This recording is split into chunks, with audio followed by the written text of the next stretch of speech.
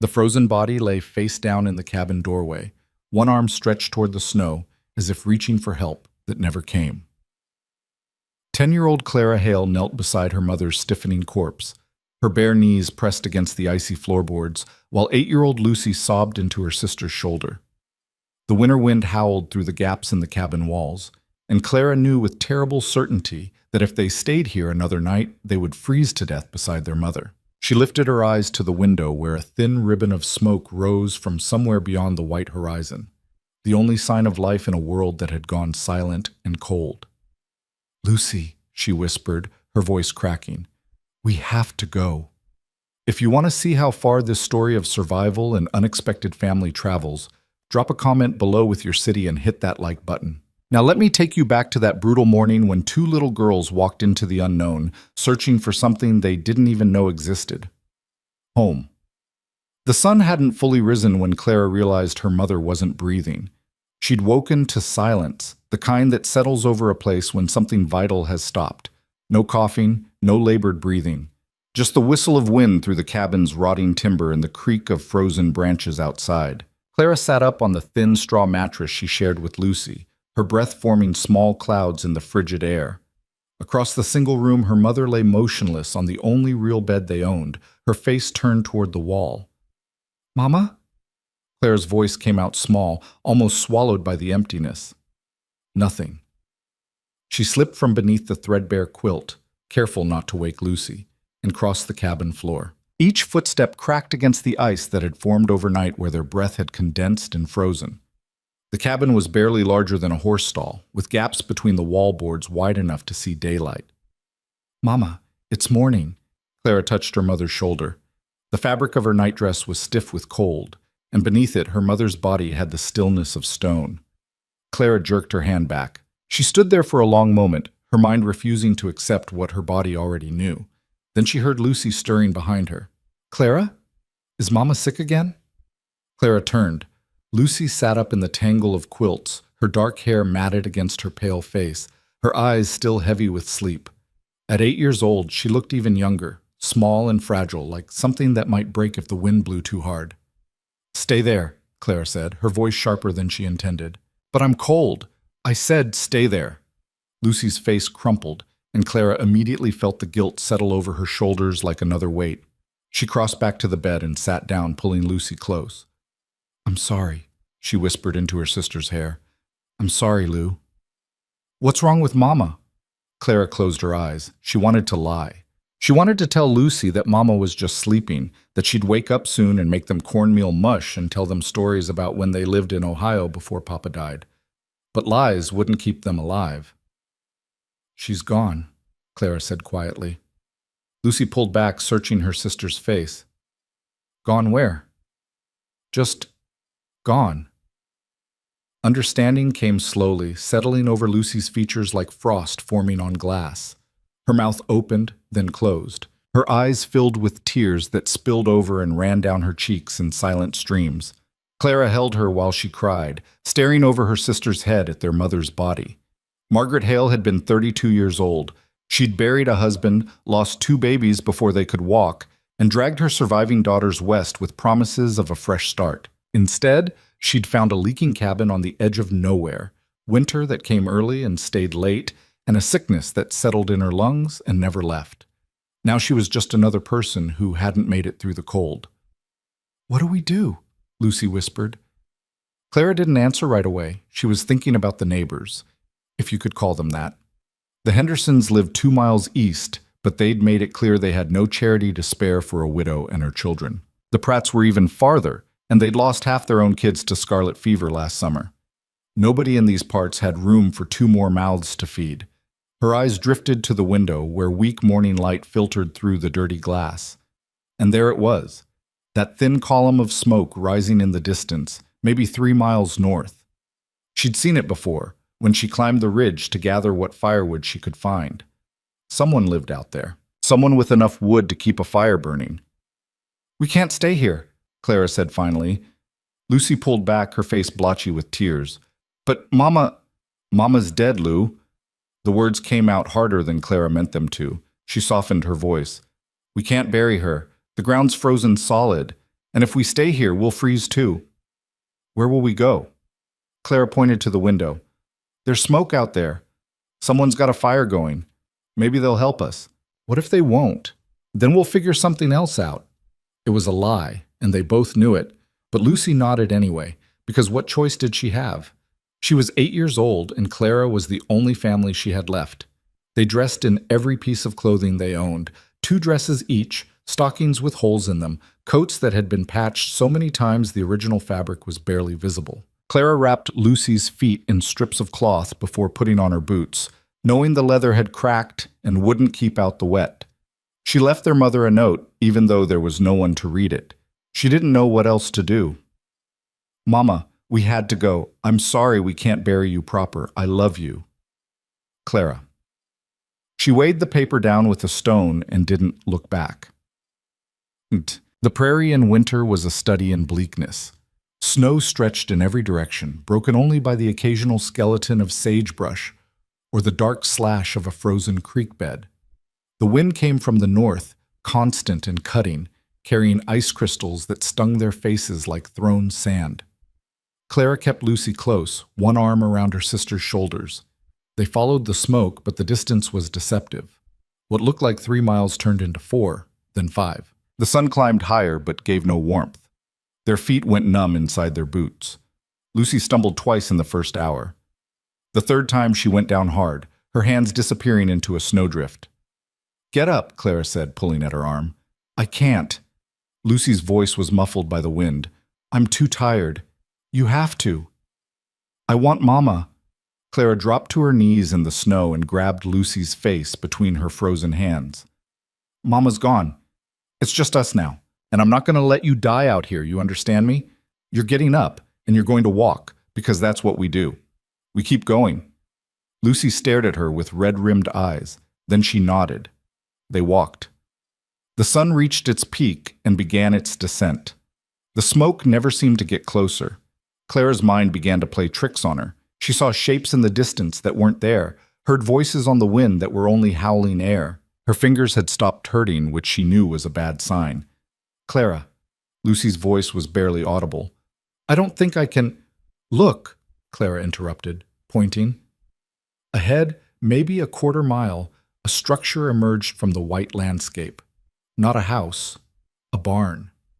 Large and dark against the snow, with that blessed smoke rising from somewhere beyond it.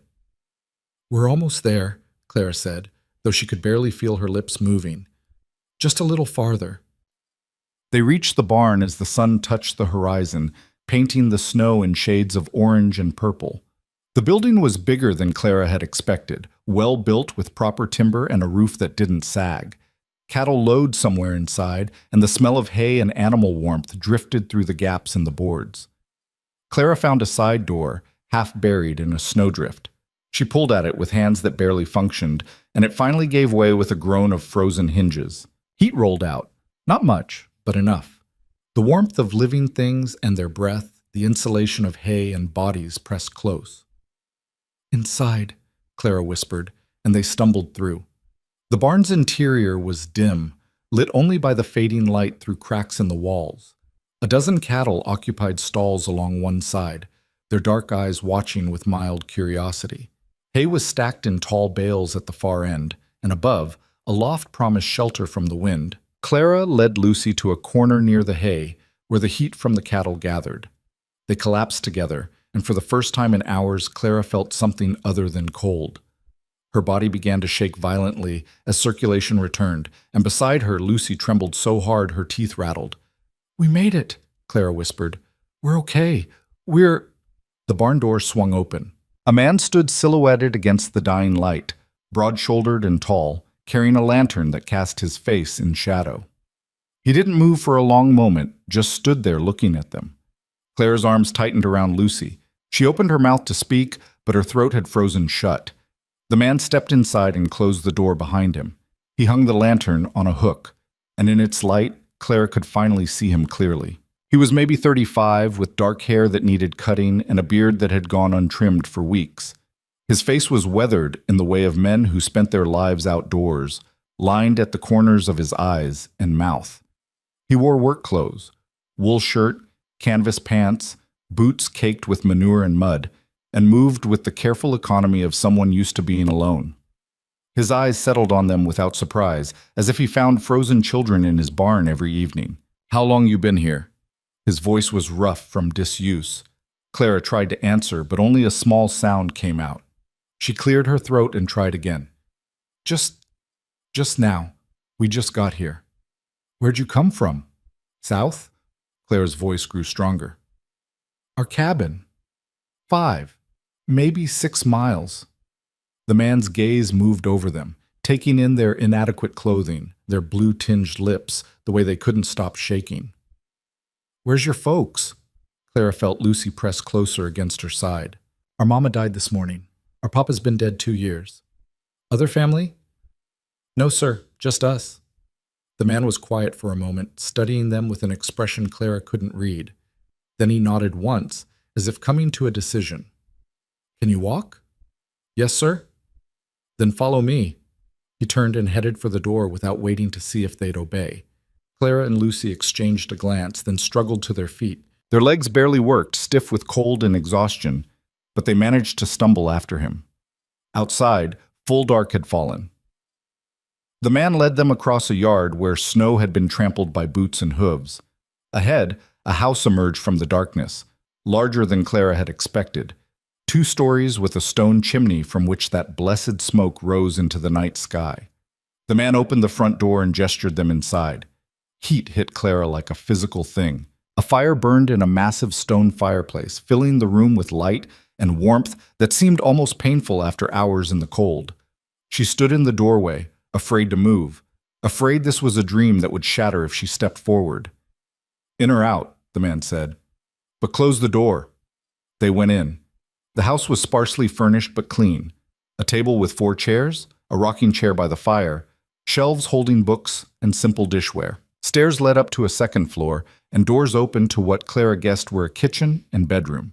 It was the kind of house that could hold a family, but everything about it suggested only one person lived here. The man moved to the fireplace and added another log.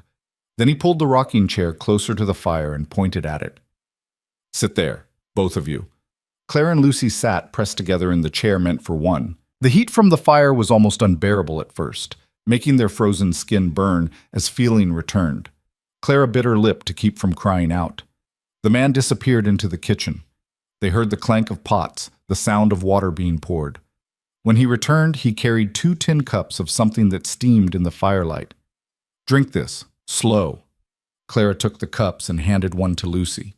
The liquid was broth, thin but hot, with the taste of beef and salt. It burned going down, but it was the most wonderful thing Clara had ever tasted. They drank in silence while the man watched from across the room, leaning against the wall with his arms crossed. He didn't ask questions, didn't make small talk, just watched them with those careful, measuring eyes.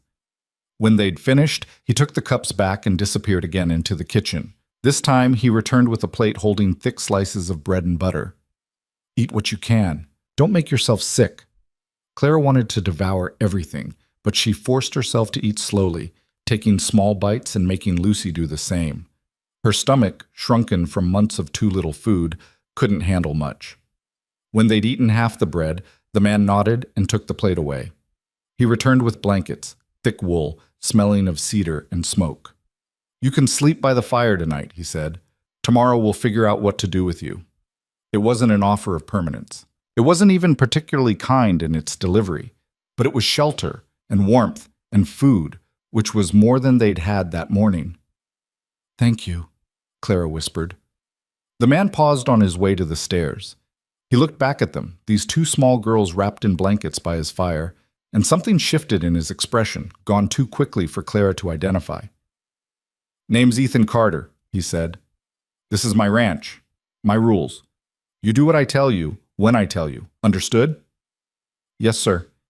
He nodded and climbed the stairs, his boots heavy on the wooden steps. A door closed above, and then there was only the sound of the fire crackling and the wind howling outside. Clara held Lucy close, feeling her sister's breathing slow and deepen as exhaustion finally claimed her. She stared into the flames, her mind trying to process everything that had happened since dawn. Her mother's death, The desperate walk across the frozen prairie, this strange, silent man who'd taken them in without question. She didn't know what tomorrow would bring, didn't know if Ethan Carter would send them away or keep them or hand them over to whoever was supposed to deal with orphaned children on the frontier. But tonight, they were warm. Tonight, they were alive. And for now, that was enough. Clara woke to the smell of coffee and frying bacon. For a disoriented moment, she thought she was home. Real home back in Ohio when Papa was still alive and Mama laughed instead of coughed. Then she opened her eyes and saw the unfamiliar ceiling, the massive stone fireplace where a fresh fire burned, and remembered. Lucy still slept beside her, curled into a tight ball beneath the blankets. Clara carefully extracted herself and stood, her body aching from yesterday's ordeal. Through the window, she could see pale dawn light spreading across the snow. Ethan Carter stood at the stove in the kitchen doorway, his back to her. He wore the same clothes as yesterday, and his movements had the practiced efficiency of someone who'd been cooking for himself for a long time. Clara cleared her throat. "Mr. Carter?" He glanced over his shoulder. "You're up." "Yes, sir. Is there something I can do to help?" "Sit down. Food's almost ready." Clara hesitated, then moved to the table. It had been set with 3 plates, 3 cups, 3 sets of utensils. The sight of it made something catch in her throat. This simple acknowledgement that they existed, that they warranted a place at his table. Ethan brought over a pan and distributed bacon and eggs onto the plates. The portions were generous, more food than Clara and Lucy usually saw in 2 days. He poured coffee for himself, milk for them, and sat down without ceremony. "Eat," he said. Clara wanted to wake Lucy, but the smell of food did that job for her. Her sister sat up slowly, blinking in confusion at her surroundings. Then she saw the table and scrambled over so fast she nearly tripped on the blankets. They ate in silence. Ethan didn't make conversation, and Clara was too busy trying not to eat so fast she made herself sick. The food was simple but prepared with care. The bacon crisp, the eggs seasoned with salt and pepper, the coffee strong and dark. When they'd finished, Ethan collected the plates and set them in a basin by the stove. Then he turned to face them, leaning against the counter with his arms crossed. "So," he said, "your mama died yesterday morning." "Yes, sir," Clara replied. "And your cabin is 5-6 miles south of here." "Yes, sir." "Anyone know she's dead? Anyone coming to check on you?" Clara shook her head. "No, sir. We didn't have many neighbors. The ones we had didn't much like us." Ethan studied them for a moment. "Why not?" Clara hesitated. It was a shameful thing, but he'd asked. "Mama was a widow. Some people thought that meant she was improper, and we didn't have money for church donations or social calls. So nobody's going to come looking for you." "No, sir." Ethan was quiet, his expression unreadable. Clara felt her heart start to pound. This was it, the moment where he'd tell them they had to leave, that he couldn't keep them, that they needed to go to the town orphanage or find some distant relative who didn't exist. Instead, he pushed off from the counter and grabbed his coat from a hook by the door. "I've got cattle to feed," he said. "You two stay inside, keep the fire going, don't touch anything you don't understand." He was out the door before Clara could respond, letting in a blast of cold air that made Lucy shiver. They sat in silence for a moment, listening to his boots crunch through the snow as he headed toward the barn. "What do you think he's going to do with us?" Lucy whispered. Clara had no idea. But she remembered the 3 plates on the table, the blankets he'd given them, the way he'd said, "Don't touch anything," instead of "You're leaving." "I don't know," she said honestly. "But for now, we do what he said. We stay inside and keep the fire going." The day passed slowly. Clara and Lucy stayed close to the fire, still wearing their layers of clothing even in the warmth of the house. Clara explored carefully, trying to understand the man who lived here. The main room held little in the way of decoration, no pictures on the walls, no knickknacks on the shelves, just books, mostly.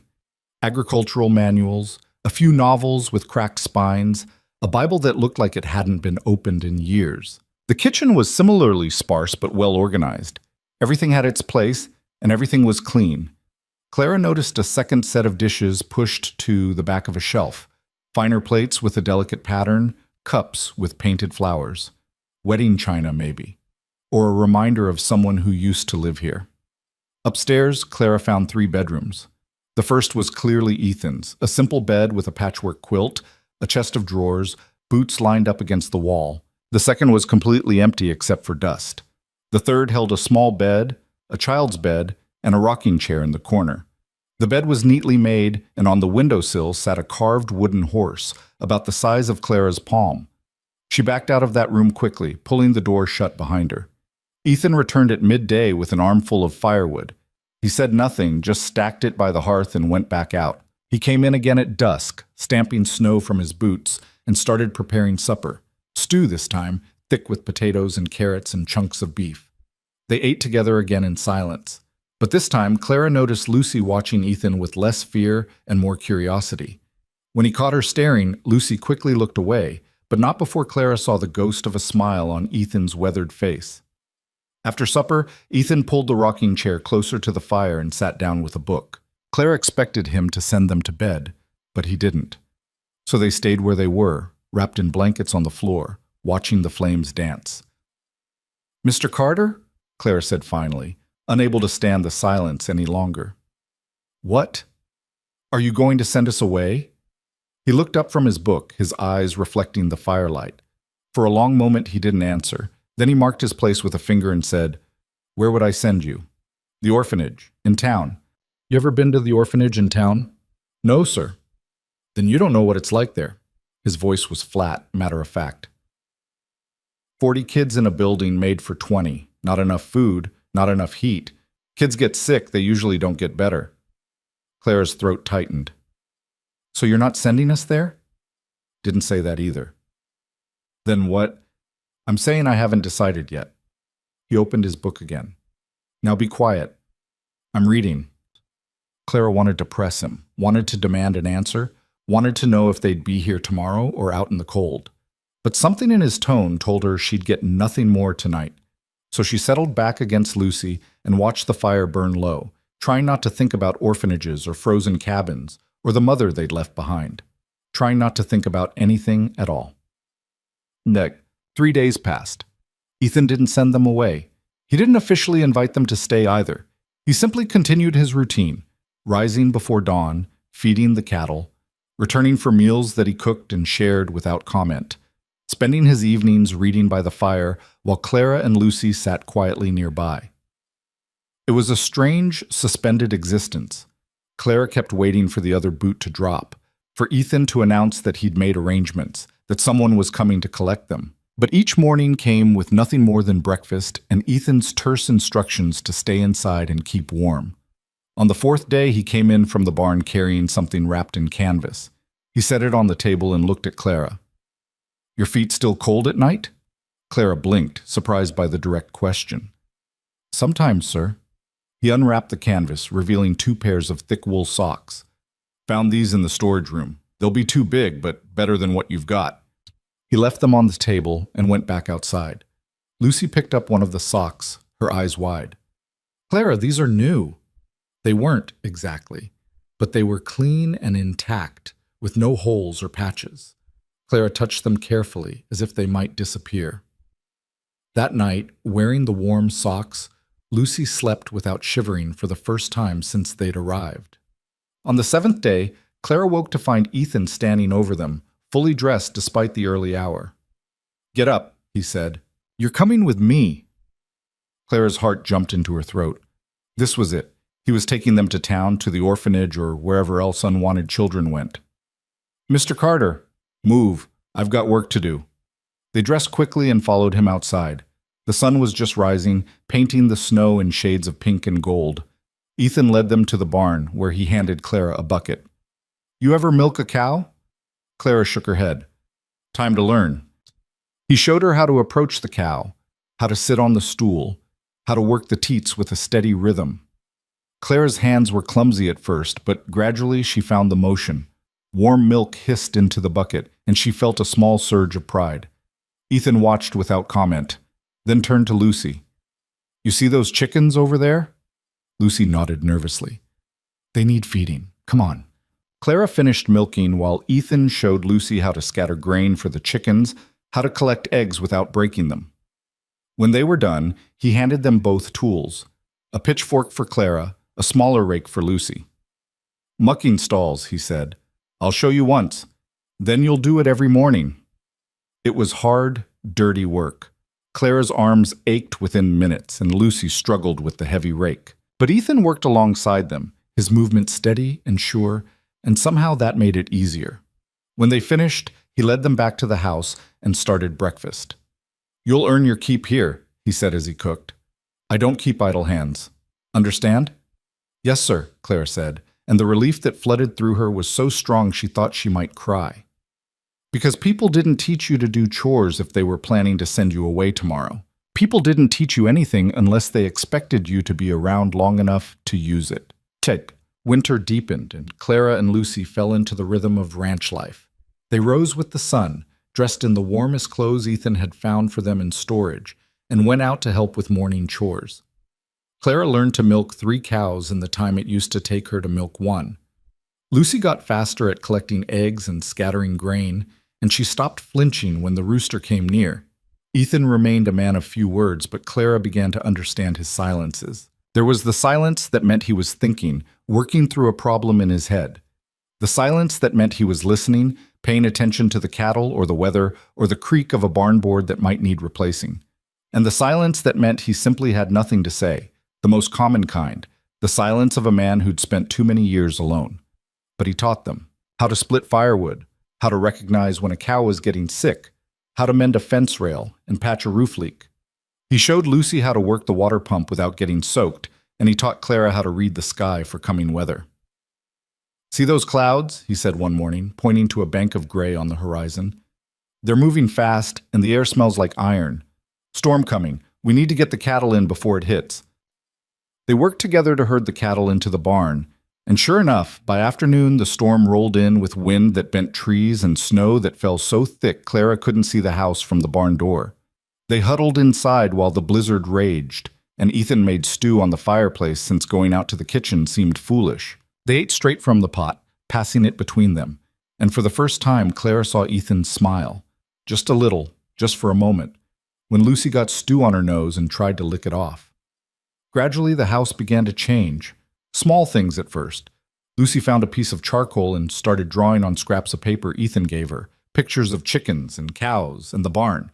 Ethan pinned them to the wall near the fireplace without comment. Clara started humming while she worked, old songs her mother used to sing. She didn't realize she was doing it until she caught Ethan watching her with an odd expression, something between pain and wonder. Your mama teach you that song? He asked. Yes, sir. He nodded and went back to his work. But later that evening, Clara heard him humming it too, quiet and off-key, but unmistakable. The biggest change came when Ethan brought down a trunk from the empty bedroom. Inside were clothes.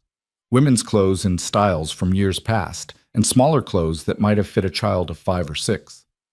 These were my wife's, he said gruffly, and my daughter's. They're just taking up space. You might as well use them. Clara stared at the contents of the trunk, understanding settling over her like a weight. The empty bedroom. The child's bed with the carved horse. The wedding china pushed to the back of the shelf. Ethan had lost a family, just like they had. Thank you, Clara whispered. That night, wearing a nightgown that had belonged to Ethan's wife, Lucy asked the question Clara had been afraid to voice. Do you think we can stay? Really stay? Clara smoothed her sister's hair, staring into the dying fire. I don't know. Maybe. I like it here, Lucy said softly. Is that okay? Even though Mama's gone? Clara's throat tightened. Yeah, Lou. That's okay. Do you think he likes us? Clara thought about the socks Ethan had given them, the clothes from his dead family, the way he'd taught them to work instead of sending them away, the way he'd started setting 3 plates on the table without being asked. I think maybe he does, Clara said. In his way. Lucy snuggled closer. I hope we can stay forever. Forever was a long time. Too long to promise, too dangerous to hope for. But as Clara drifted towards sleep, warm and fed and safe, she let herself imagine it, just for a moment, a forever where this was home. The first time someone from town came to the ranch, Clara knew immediately that trouble had followed. It was a Wednesday morning, 6 weeks after they'd arrived. Clara was in the barn helping Ethan repair a broken stall gate when Lucy ran in, her face pale. "Clara, there's a wagon coming." Ethan straightened, his expression darkening. "How many people?" "2 men. They're wearing nice clothes." Ethan set down his tools and headed for the barn door, Clara close behind him. Sure enough, a wagon rolled across the snow toward the house, pulled by 2 horses that looked too fine for ranch work. The men climbing down were equally out of place, townsmen in their Sunday best with clean hands and indoor pallor. One was older, maybe 60, with silver hair and a walking stick he didn't seem to need. The other was younger, thin and nervous, carrying a leather satchel. "Mr. Carter," the older man called out. "A word, if you please." Ethan walked towards them with slow, deliberate steps. Clara grabbed Lucy's hand and followed, dread settling in her stomach. The older man smiled, but it didn't reach his eyes. "I'm Councilman George Preston. This is Mr. Harold Webb, our town clerk. We've heard some interesting news about your household situation." "That's so," Ethan said flatly. "Indeed. Word is you've taken in 2 young girls. Orphans, I'm told." "You heard right." Preston's smile widened. "Well, now, that's quite charitable of you, but you must understand there are proper channels for these things. The welfare of children is a serious matter." "They're fed and sheltered," Ethan said. "Better than they'd be in your orphanage." "Perhaps. But propriety matters, Mr. Carter. A single man living alone with 2 young girls who are no relation to him? I'm sure you can see how that appears." Clara felt Lucy press against her side. She wanted to speak up, to tell these men that Ethan had saved their lives, that he'd given them more kindness in 6 weeks than anyone else had in years. But she held her tongue, knowing instinctively that it would only make things worse. Ethan's jaw tightened. "What do you want, Preston?" "Simply to ensure everything is above board. Mr. Webb here needs to document the situation.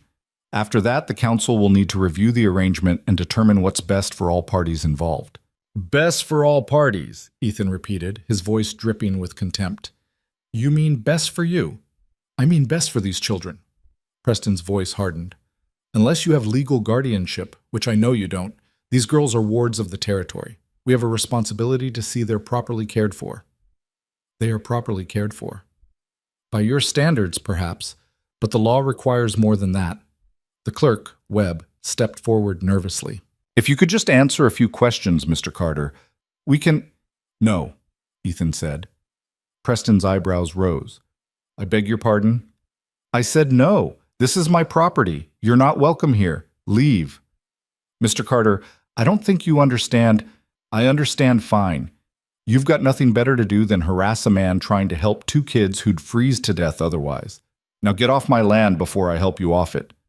Preston's face flushed red. "This isn't over, Carter. The council will hear about this obstruction. And when they do, those girls will be removed from your care for their own protection. Let them try."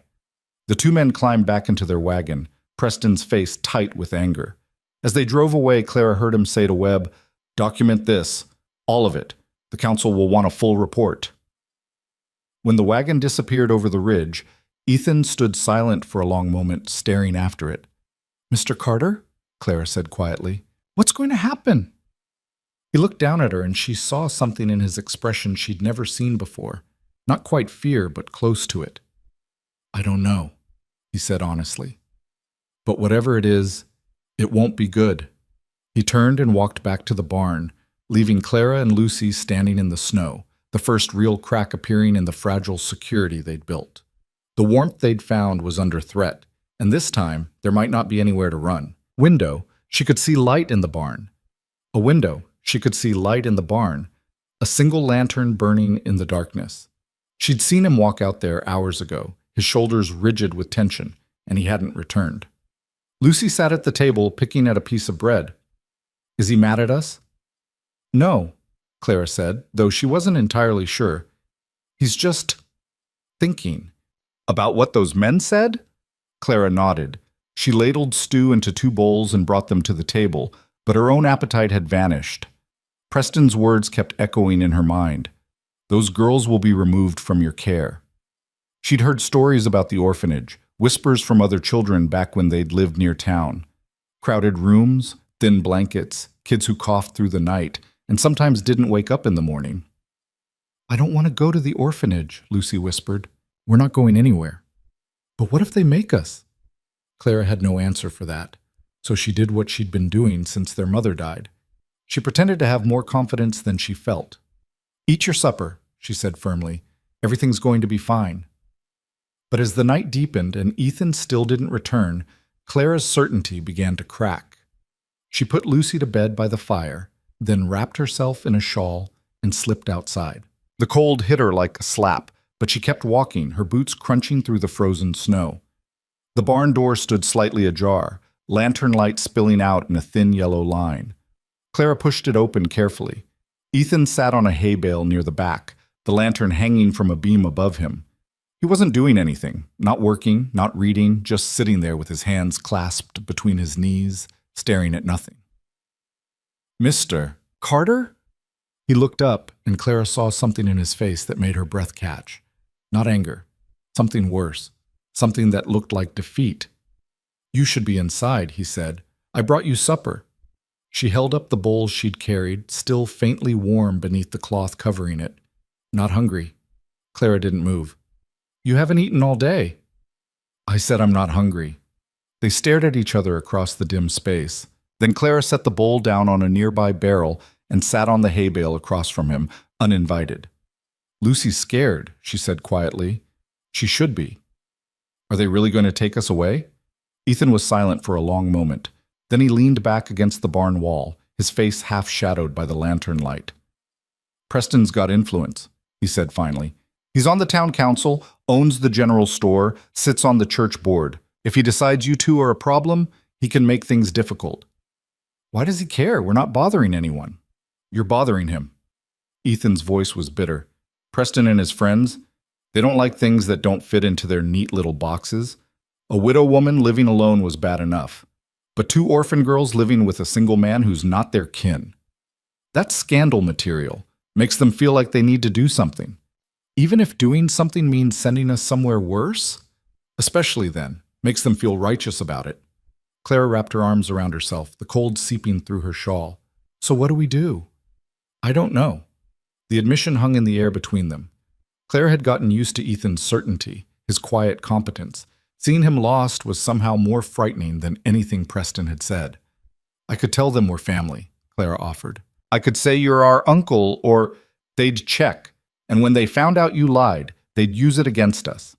"Then what? We just wait for them to come take us?" Ethan's jaw tightened. "I didn't say that." "Then what are you saying?" He looked at her directly, and Clara saw the war happening behind his eyes, the part of him that wanted to help fighting against the part that knew better than to hope. "I'm saying I don't have an answer yet," he said quietly. "And I'm saying that maybe you'd be safer if I hadn't found you in my barn that night." Clara felt something hot and angry flare in her chest. "That's not true." "You don't know." "I know we'd be dead." Her voice came out sharper than she intended. "I know we were freezing to death, and you gave us food and warmth and a place to sleep. I know you taught us how to work, how to take care of ourselves. I know that for the first time since Papa died," Lucy smiles again. "So don't you dare say we'd be better off somewhere else." Ethan stared at her, something like surprise crossing his weathered features. Then he looked away, his throat working. "You remind me of someone," he said finally. "Who?" "My wife, Sarah." He paused. "She had that same fire in her. That same stubbornness when she thought something was wrong." It was the first time he'd spoken her name aloud. Clara held very still, afraid that if she moved or spoke, he'd stop talking. "She died 5 years ago," Ethan continued, his voice rough. "Her and our daughter, Emma. There was a fever that winter. Took half the town's children. Emma got it first, then Sarah caught it taking care of her. They both went within a week." Clara's throat tightened.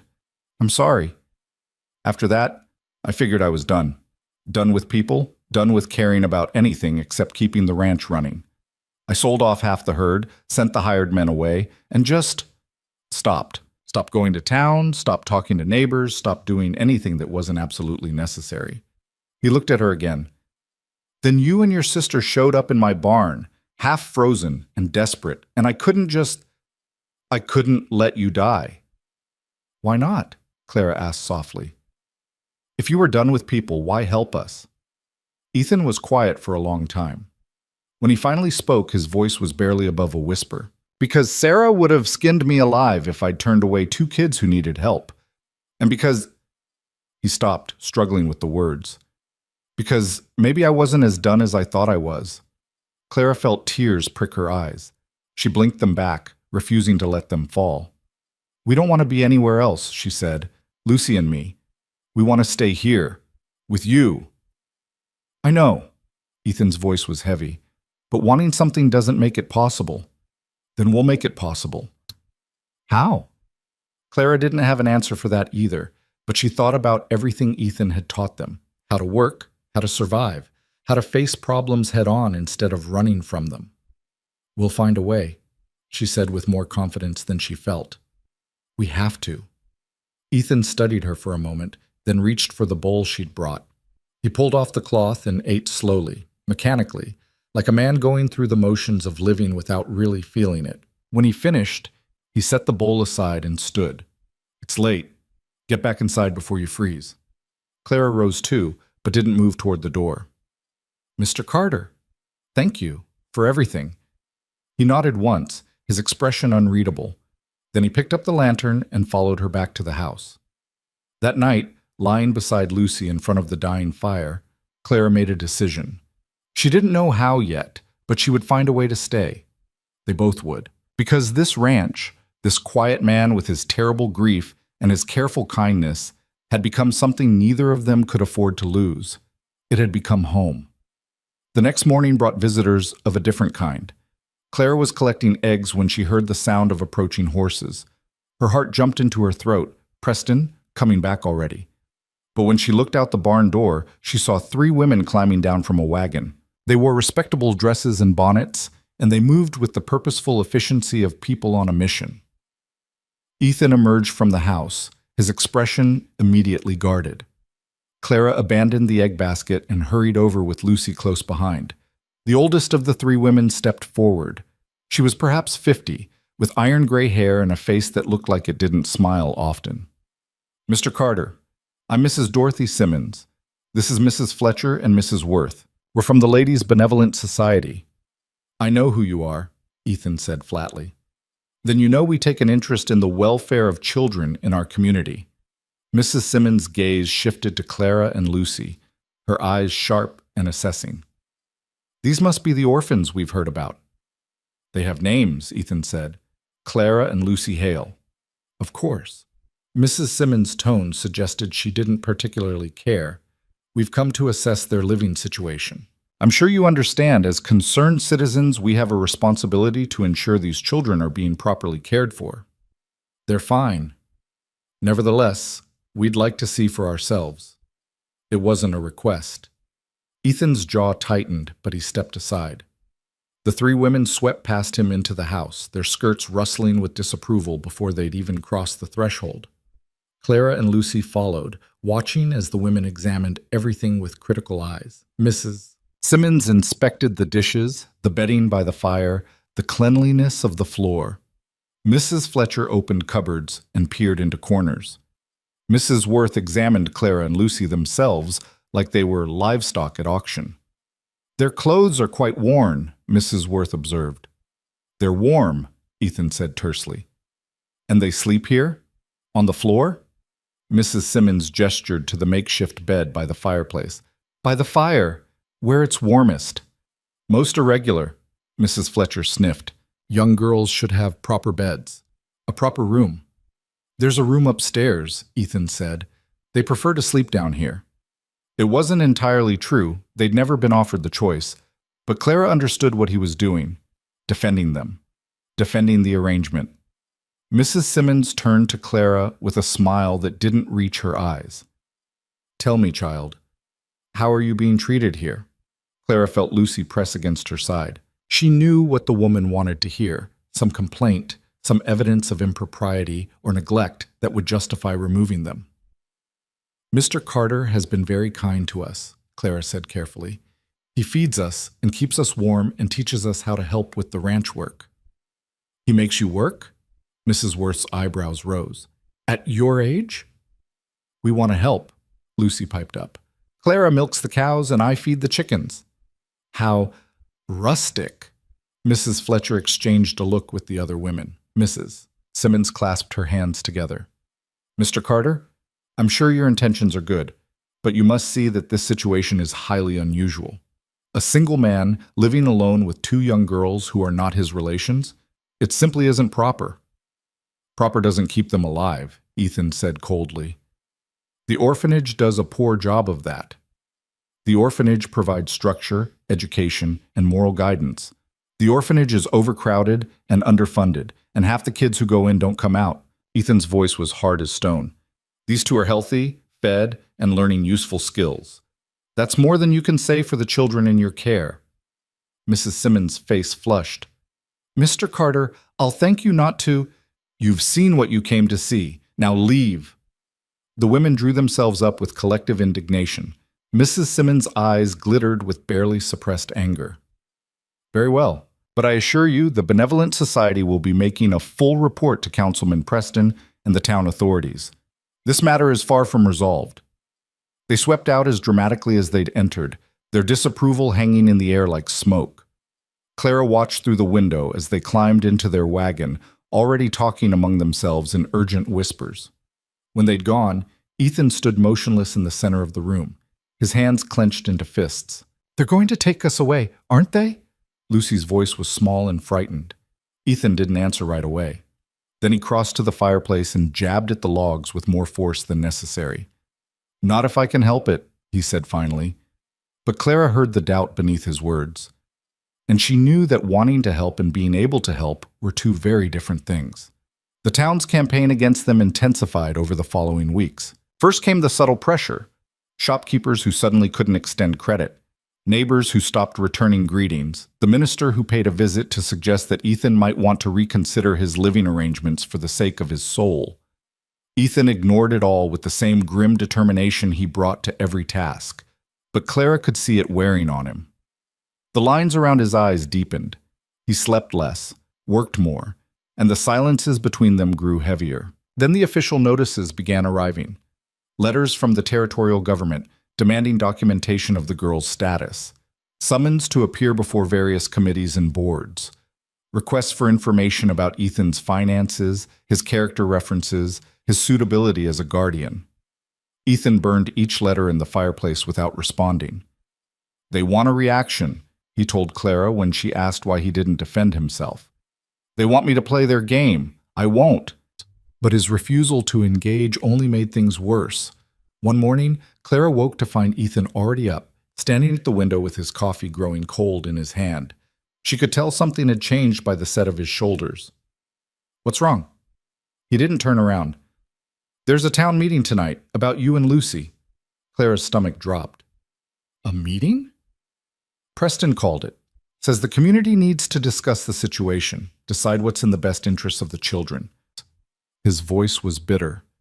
Which means they've already decided, and they just want to make it official. Are you going? I don't have a choice. If I don't show up, they'll say I'm hiding something. Then we'll come too. No. Ethan turned to face her, and his expression was harder than she'd ever seen it. You and Lucy stay here. No matter what happens at that meeting, you stay here. Understand? Clara wanted to argue, but something in his eyes stopped her. Instead, she nodded slowly. That evening, Ethan dressed in clothes Clara had never seen him wear. A proper shirt and vest, clean pants, boots without manure on them. He looked uncomfortable, like a wild animal forced into a cage. Lock the door after I leave, he instructed. Don't open it for anyone except me. Mr. Carter, I mean it, Clara. Anyone. He left as the sun was setting, riding toward town on his big roan horse. Clara watched from the window until he disappeared over the ridge, then turned to find Lucy staring at her with wide, frightened eyes. It's going to be okay, Clara said, though she had no idea if that was true. They waited. The hours crawled past. Clara tried to keep busy, washing dishes, mending clothes, stoking the fire, but her mind kept drifting to that town hall, imagining what was being said, what was being decided. Lucy fell asleep eventually, exhausted by worry. But Clara stayed awake, watching the darkness beyond the window, listening for the sound of hoofbeats. It was past midnight when she finally heard them. Clara rushed to the door, then remembered Ethan's warning and stopped with her hand on the latch. "Mr. Carter? It's me!" She threw open the door. Ethan stood there, snowflakes gathering on his shoulders, his face drawn and gray in the lamplight. "What happened?" He stepped inside and closed the door, moving like a man who'd aged 10 years in a single evening. He hung up his coat with careful, deliberate movements, then crossed to the fireplace and stood there, warming his hands. "Mr. Carter, please. What did they say?" Ethan was quiet for a long moment. When he finally spoke, his voice was hollow. "They voted. The town council. It was unanimous." Clara felt the floor tilt beneath her feet. "Voted for what?" "To remove you and Lucy from my care. They're giving me 1 week to make other arrangements. After that," he stopped, his throat working. "After that, they'll send the territorial marshal to collect you." The words hit Clara like a physical blow. 1 week, 7 days. And then they'd be torn away from this place, from this man who'd given them a home when no one else would. "There has to be something we can do," she said desperately. "Something. I tried everything." Ethan's voice cracked. "I offered to hire a housekeeper to make it more proper. I offered to let the church inspect the house weekly. I even offered to let one of their committee women move in as a chaperone. They said no to everything." "Why? Why do they care so much?" "Because Preston wants them to care. And because—" Ethan turned to face her, and Clara saw something like shame in his expression. "Because I'm not respectable. I haven't been to church in 5 years. I don't socialize or contribute to town causes. As far as they're concerned, I'm barely better than a hermit. And hermits don't get to raise children." Clara felt tears burning her eyes. "That's not fair." "Life isn't fair. I thought you'd learned that by now." The bitterness in his voice stung, but Clara pushed past it. "So we just give up? Let them win?" "We don't have a choice." "There's always a choice." "Not this time." Ethan's voice rose, anger and grief tangling together. "I'm one man against an entire town council. I have no legal standing, no authority, no way to fight this. They hold all the power and they've made their decision." "Then we'll run," Clara said wildly. "We'll take the horses and go somewhere they can't find us. And live how? On what money? How long do you think we'd last before someone recognized us? Or before we froze? Or starved?" Ethan shook his head. "I won't put you through that. I won't." "But the orphanage." "I know." His voice broke completely. "I know what it's like there. But at least you'll be alive. At least you'll have a roof and food and—" "We have that here." "It's not enough." Ethan's shout echoed through the room. Lucy stirred in her sleep but didn't wake. He lowered his voice, but the anguish in it was even worse. "Don't you understand? I can't protect you from this. I can't keep you safe. I'm failing you the same way I failed my wife, my daughter." "That's not true," Clara said fiercely. "You saved us. You gave us more than we ever hoped for. If they take us away, it's not because you failed. It's because they're cruel and small-minded and—" She stopped, because Ethan had turned away, his shoulders shaking.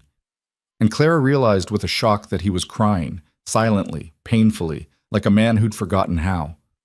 She crossed to him and did something she'd never done before. She reached up and wrapped her arms around him, holding on tight. For a moment, Ethan stood rigid. Then his hands came up and gripped her shoulders, and he bent his head and wept like his heart was breaking. They stood there in the firelight, holding each other against the cold and the unfairness of a world that seemed determined to tear apart anyone who dared to care. And Clara made a promise to herself. 1 week. They had 1 week. And she would use every single day of it to find a way to stay. The next morning, Clara did something she'd never done before. She left the ranch without Ethan's permission. She waited until he was out checking the cattle, then bundled Lucy into her warmest clothes and set out walking toward town. It was 3 miles, and the going was hard through the snow, but Clara pushed forward with grim determination.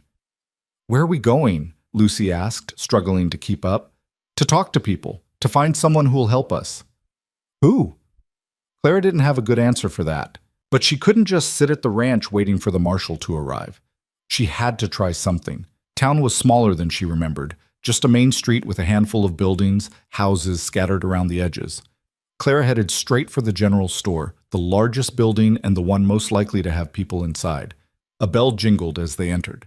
The warmth hit them immediately, along with the smells of coffee and tobacco and dry goods. 3 men stood near the stove, and a woman browsed bolts of fabric near the back. Behind the counter stood Councilman Preston himself. His eyes narrowed when he saw them. "Well, the Carter girls, as I live and breathe." Clara lifted her chin. "We're the Hale sisters, and we came to talk to you." "Did you now?" Preston's smile was cold. "And does Mr. Carter know you're here?" "No, sir, but—" "Then I suggest you run along back before he worries.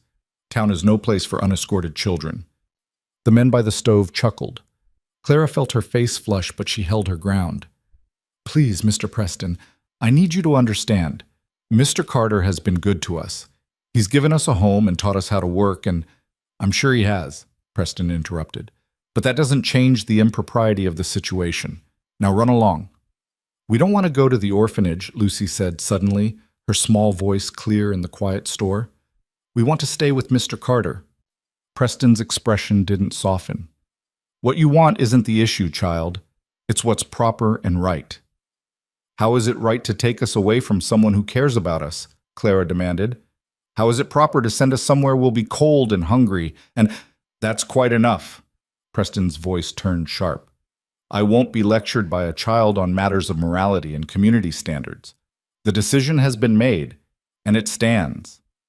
Now leave my store before I have you escorted out."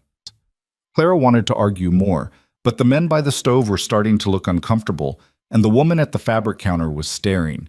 She grabbed Lucy's hand and turned toward the door. "Clara." She stopped at the sound of a new voice. A young woman had emerged from the back room, maybe 20 years old, with kind eyes and brown hair pinned up beneath a simple bonnet. "I'm Lydia Rowan," the woman said softly. I heard what you said about Mr. Carter." Preston's face darkened. "Lydia, this doesn't concern you." "I think it does, Father." Lydia kept her eyes on Clara. "I've seen Mr. Carter in town a few times over the years. He's always been polite, hard-working, and I've heard he's treated you girls well." "He has," Clara said eagerly.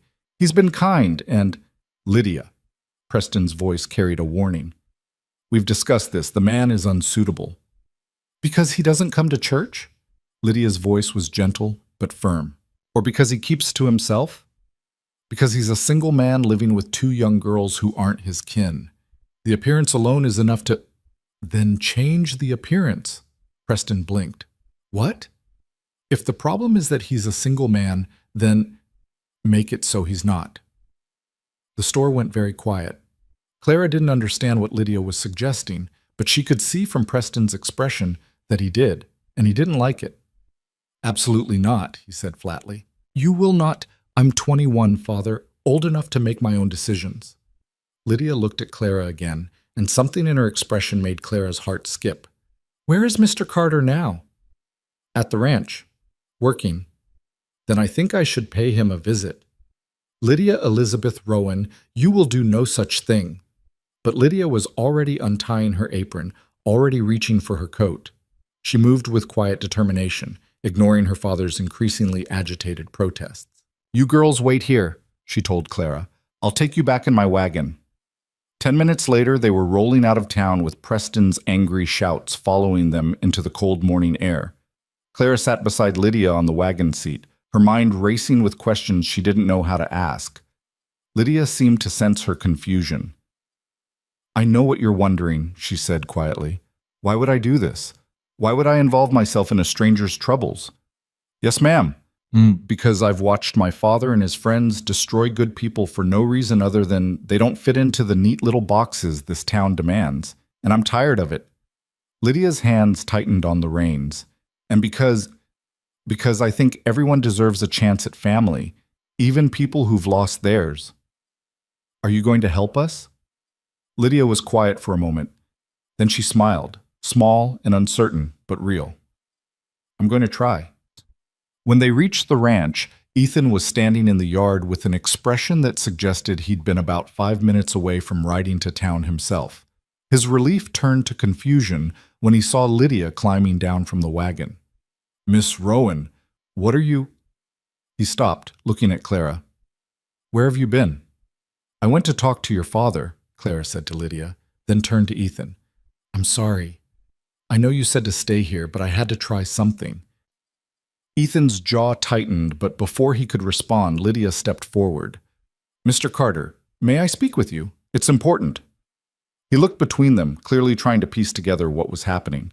Then he nodded curtly and gestured toward the house.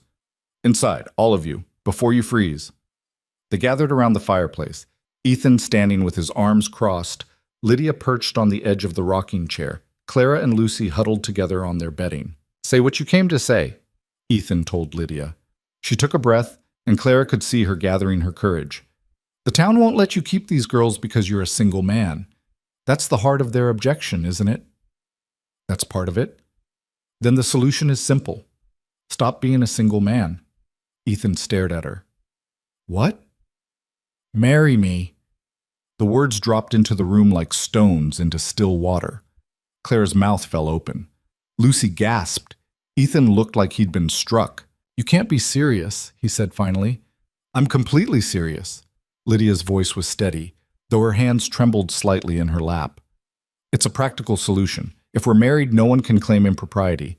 The girls could stay, and the town would have no grounds to remove them. You don't even know me. I know enough. I know you took in 2 children who would have died otherwise. I know you've cared for them when no one else would. That tells me what kind of man you are. She paused. And I know what it's like to watch people you care about be destroyed by this town's judgment. Ethan shook his head slowly. This is insane. You'd throw away your life, tie yourself to a stranger, just to help 2 children who deserve a home? Yes. Lydia's eyes were bright but determined. Mr. Carter, I'm not asking you to love me. I'm not even asking you to pretend to. I'm offering a solution to an impossible problem. A marriage in name, if nothing else. Enough to satisfy the town and keep this family together. Why? Ethan's voice was rough. Why would you do this? Lydia was quiet for a moment. When she spoke again, her voice was softer, more personal. Because 5 years ago, my mother died giving birth to what would have been my baby sister. The midwife said the baby was too small, came too early. My father blamed my mother for being careless, for not following his rules carefully enough.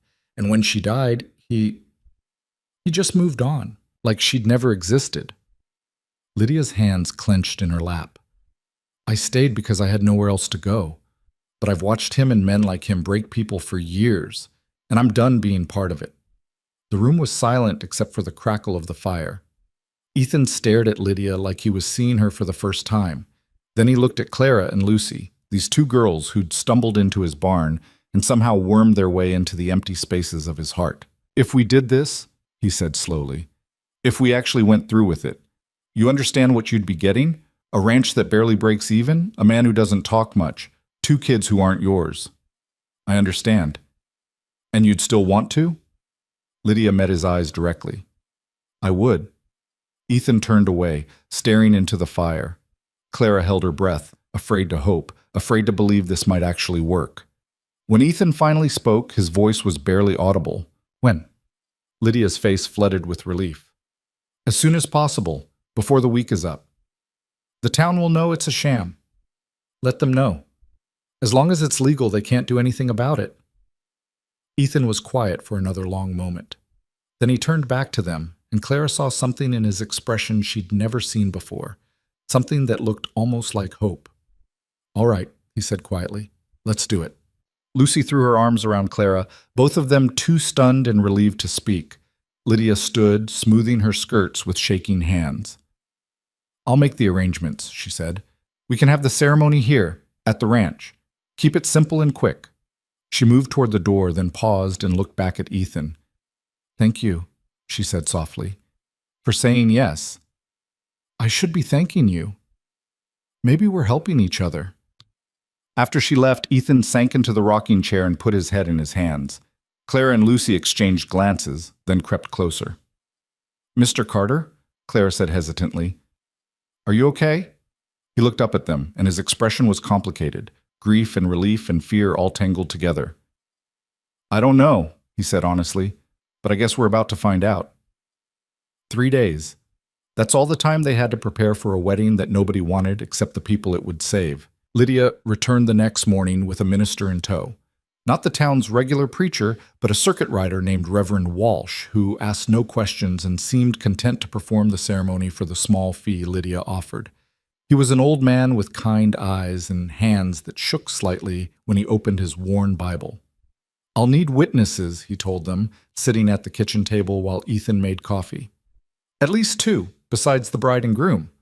"The girls can do it," Lydia said, gesturing to Clara and Lucy. Reverend Walsh frowned slightly. "They're quite young." "They're the reason we're doing this," Ethan said flatly. "If anyone should witness it, it's them." The minister studied Ethan's face for a long moment, then nodded. "Very well. We'll hold the ceremony day after tomorrow. That gives you time to file the proper paperwork with the territorial office." After he left, Lydia sat at the table with a list she'd been making. Clara watched her write in neat, careful script all the things that needed to be done, all the details that went into making a fake marriage look real enough to satisfy the law. "I'll need to move some of my things here," Lydia said, not looking up from her list. "Not everything. Just enough that it looks like I actually live here." "There's a bedroom upstairs," Ethan said. "The empty one. You can have that. And we should probably be seen together in town, at least once before the wedding, so it doesn't look completely sudden." "It is completely sudden. I know, but we need to make it seem like there was at least some courtship." Lydia finally looked up, and Clara saw the strain in her face. This was hard for her too, despite her determined front. "My father is going to fight this. He'll claim I'm being coerced or manipulated. We need to appear united." Ethan poured coffee into 2 cups and set one in front of Lydia. "What did he say when you told him?"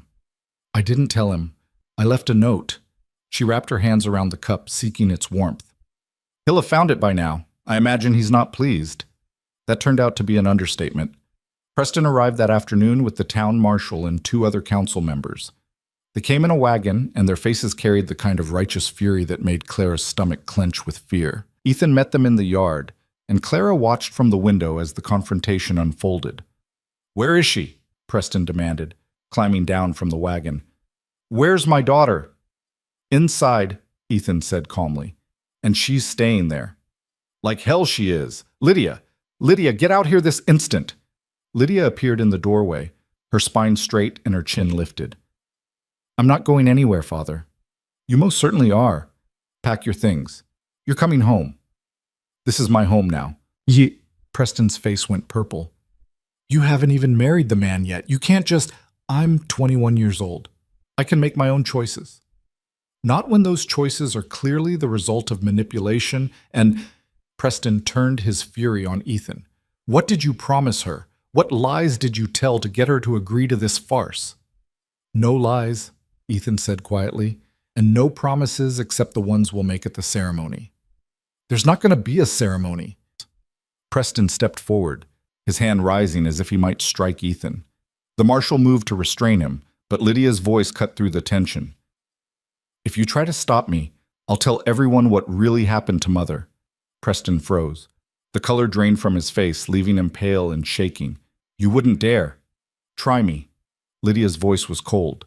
"Try to drag me back to that house, and I'll stand in the middle of Main Street and tell everyone how you refused to call the doctor because you said she was being weak.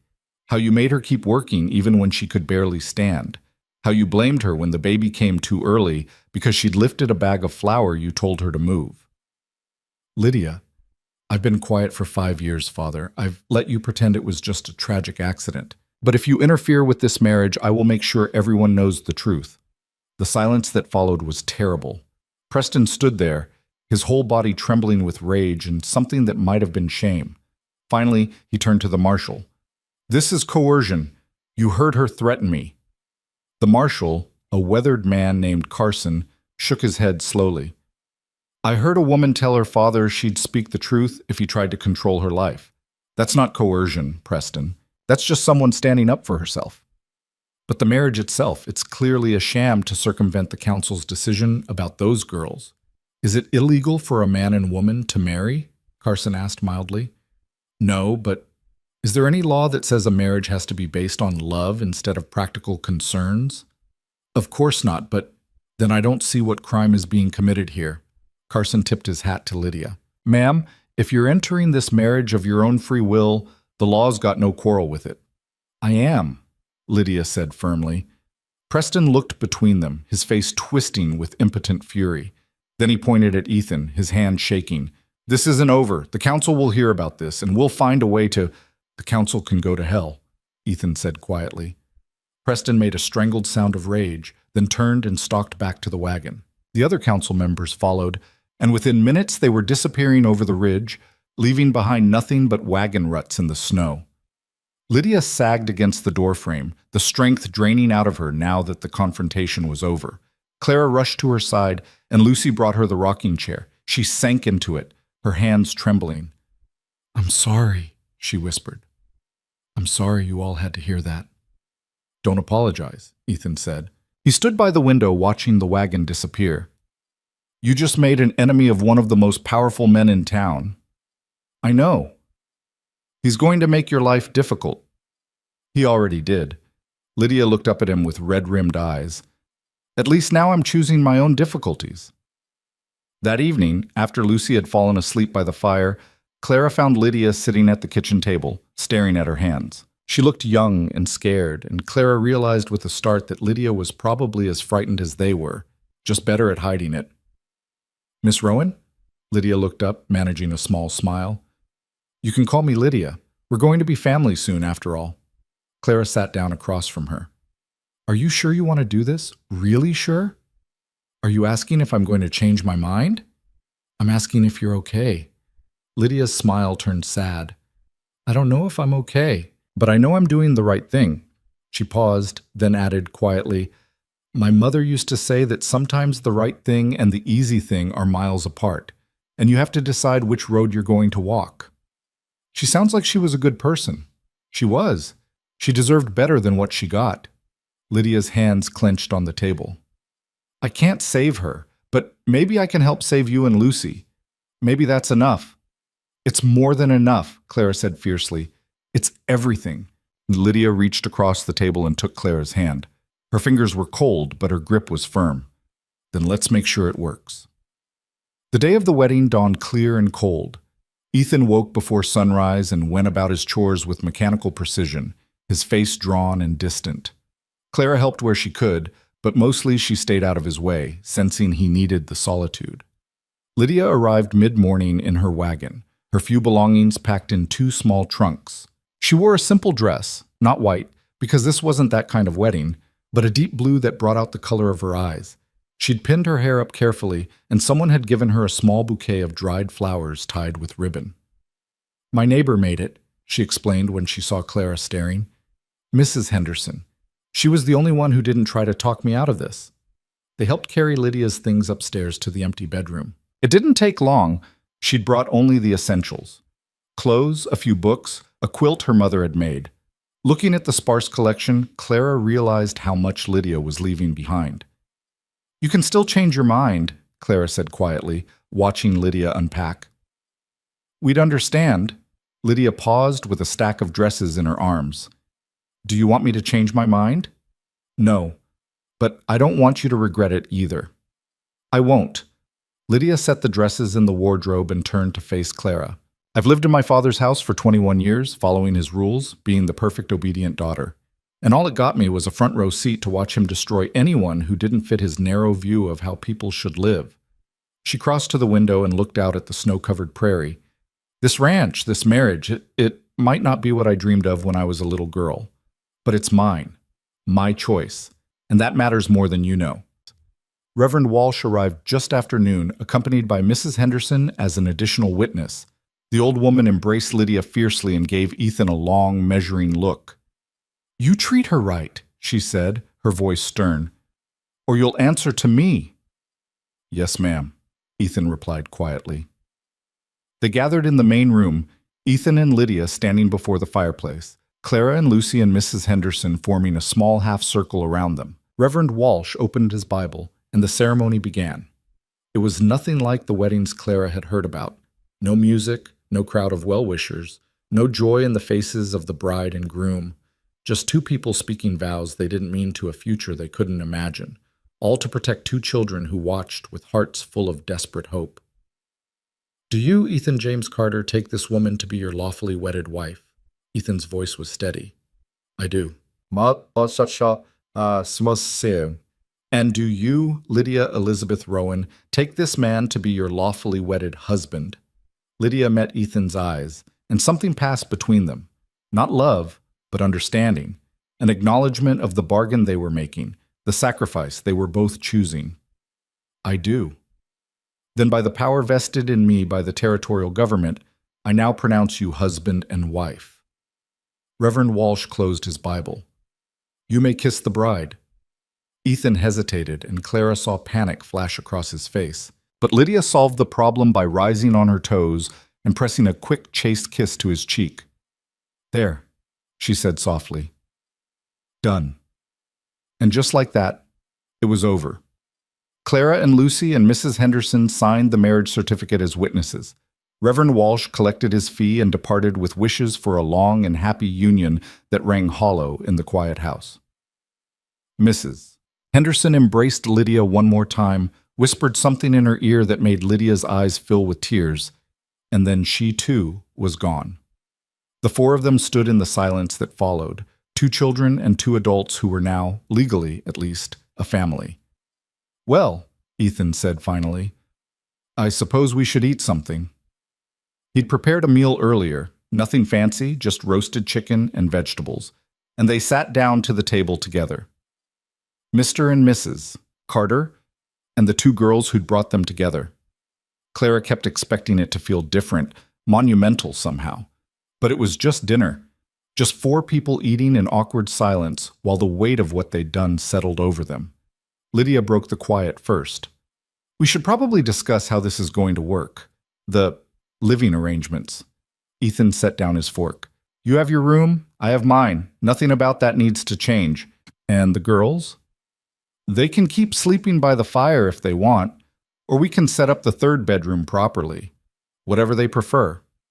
I'd like to sleep by the fire, Lucy said quickly. If that's okay. That's fine, Lydia managed to smile. And during the day, how do we present ourselves? As what we are. Housemates who married for practical reasons. The town won't believe that. I don't care what the town believes. Ethan's voice was hard. As long as it's legal and they can't take the girls, they can think whatever they want. Lydia nodded slowly, but Clara could see the strain in her face. This was harder than she'd expected. Harder than any of them had expected. That night, after the girls had settled by the fire and Ethan had retreated to his room, Clara heard soft footsteps on the stairs. She opened her eyes to see Lydia descending, wrapped in a shawl, her hair loose around her shoulders. Lydia didn't notice Clara watching. She crossed to the window and stood there, staring out at the darkness, her shoulders shaking with silent sobs. Clara wanted to go to her, to offer comfort, but something told her Lydia needed this moment alone, needed to grieve for the life she'd given up, the dreams she'd sacrificed, the person she might have been if the world had been kinder. So Clara stayed quiet and let Lydia cry. And eventually the new Mrs. Carter wiped her eyes and went back upstairs to sleep in a strange bed in a house that wasn't quite home. The next morning, Clara woke to the smell of coffee and frying bacon. She sat up to find Lydia at the stove, still in her nightgown with a borrowed apron tied over it, cooking breakfast. Good morning, Lydia said, and her voice was steady again. The grief from last night was locked away, replaced by determined practicality. I hope you don't mind. I thought I should start earning my keep. Ethan came down the stairs, saw Lydia at his stove, and stopped halfway to the kitchen. You don't have to. I know, but I want to. Lydia plated eggs and bacon with efficient movements. We all need to contribute. That's how this works, isn't it? Something in her tone made Ethan pause. Then he nodded and took his seat at the table. They ate together, the first breakfast of their new arrangement. And if it was awkward and stilted, if none of them quite knew how to act around each other, at least they were all trying. After breakfast, Lydia insisted on helping with the chores. Ethan tried to protest, but she cut him off with a look that reminded Clara of her mother when she'd made up her mind about something. I'm not some delicate flower who needs protecting from work, Lydia said firmly. I grew up on a ranch before my father decided storekeeping was more respectable. I know how to milk a cow and muck a stall. So they worked together, Ethan showing Lydia where everything was kept, Lydia proving she could indeed handle ranch work, Claire and Lucy doing their usual tasks. And slowly, gradually, the ranch began to settle into a new rhythm. But the town wasn't done with them yet. 2 days after the wedding, Marshal Carson arrived with an official-looking document. Clara's heart sank when she saw him ride up, but his expression was more apologetic than threatening. "Sorry to bother you folks," he said, accepting the coffee Lydia offered. "But I've got a summons here from the territorial court. Councilman Preston filed a petition claiming the marriage was fraudulent." Ethan's jaw tightened. "On what grounds?" "Says it was entered into solely to circumvent the council's decision regarding the custody of the Hale girls. Says there's no real marital relationship and therefore the marriage should be annulled." "That's ridiculous," Lydia said. "We're legally married. We have the certificate." "I know, ma'am, and between you and me, I think Preston's grasping at straws, but the court has to hear the petition." Carson set a paper on the table. "You're both required to appear before Judge Morrison next month. He'll make the final determination." After Carson left, Ethan and Lydia stared at each other across the table. "They're not going to let this go," Lydia said quietly. "No, they're not." "What do we do?" Ethan was quiet for a long moment. Then he looked at Clara and Lucy, huddled together by the fire, and his expression hardened with resolve. "We make it real." Lydia blinked. "What?" "The marriage. We make it look real. Real enough that no judge can claim it's fraudulent." Ethan stood and began pacing. "We appear together in public. We act like a married couple. We make sure everyone sees us as a family. But we're not. I know what we're not, but we need to convince everyone else that we are." Ethan stopped pacing and looked at Lydia directly. "I'm not asking you to actually be a wife in all the ways that means. But if we're going to survive the court hearing, we need to be convincing." Lydia twisted her hands in her lap. "What did you have in mind?" "Sunday services. We go together, as a family. We sit in the front pew where everyone can see us. We show them that we're committed to this." "You haven't been to services in 5 years." "I know, but if I show up now with you and the girls, it sends a message. It says we're serious." Lydia looked at Clara and Lucy. "What do you think?" Clara thought about the orphanage, about the cold, and hunger, and loss. She thought about this ranch that had become home, about Ethan's quiet kindness and Lydia's brave sacrifice. "I think we do whatever it takes," she said firmly.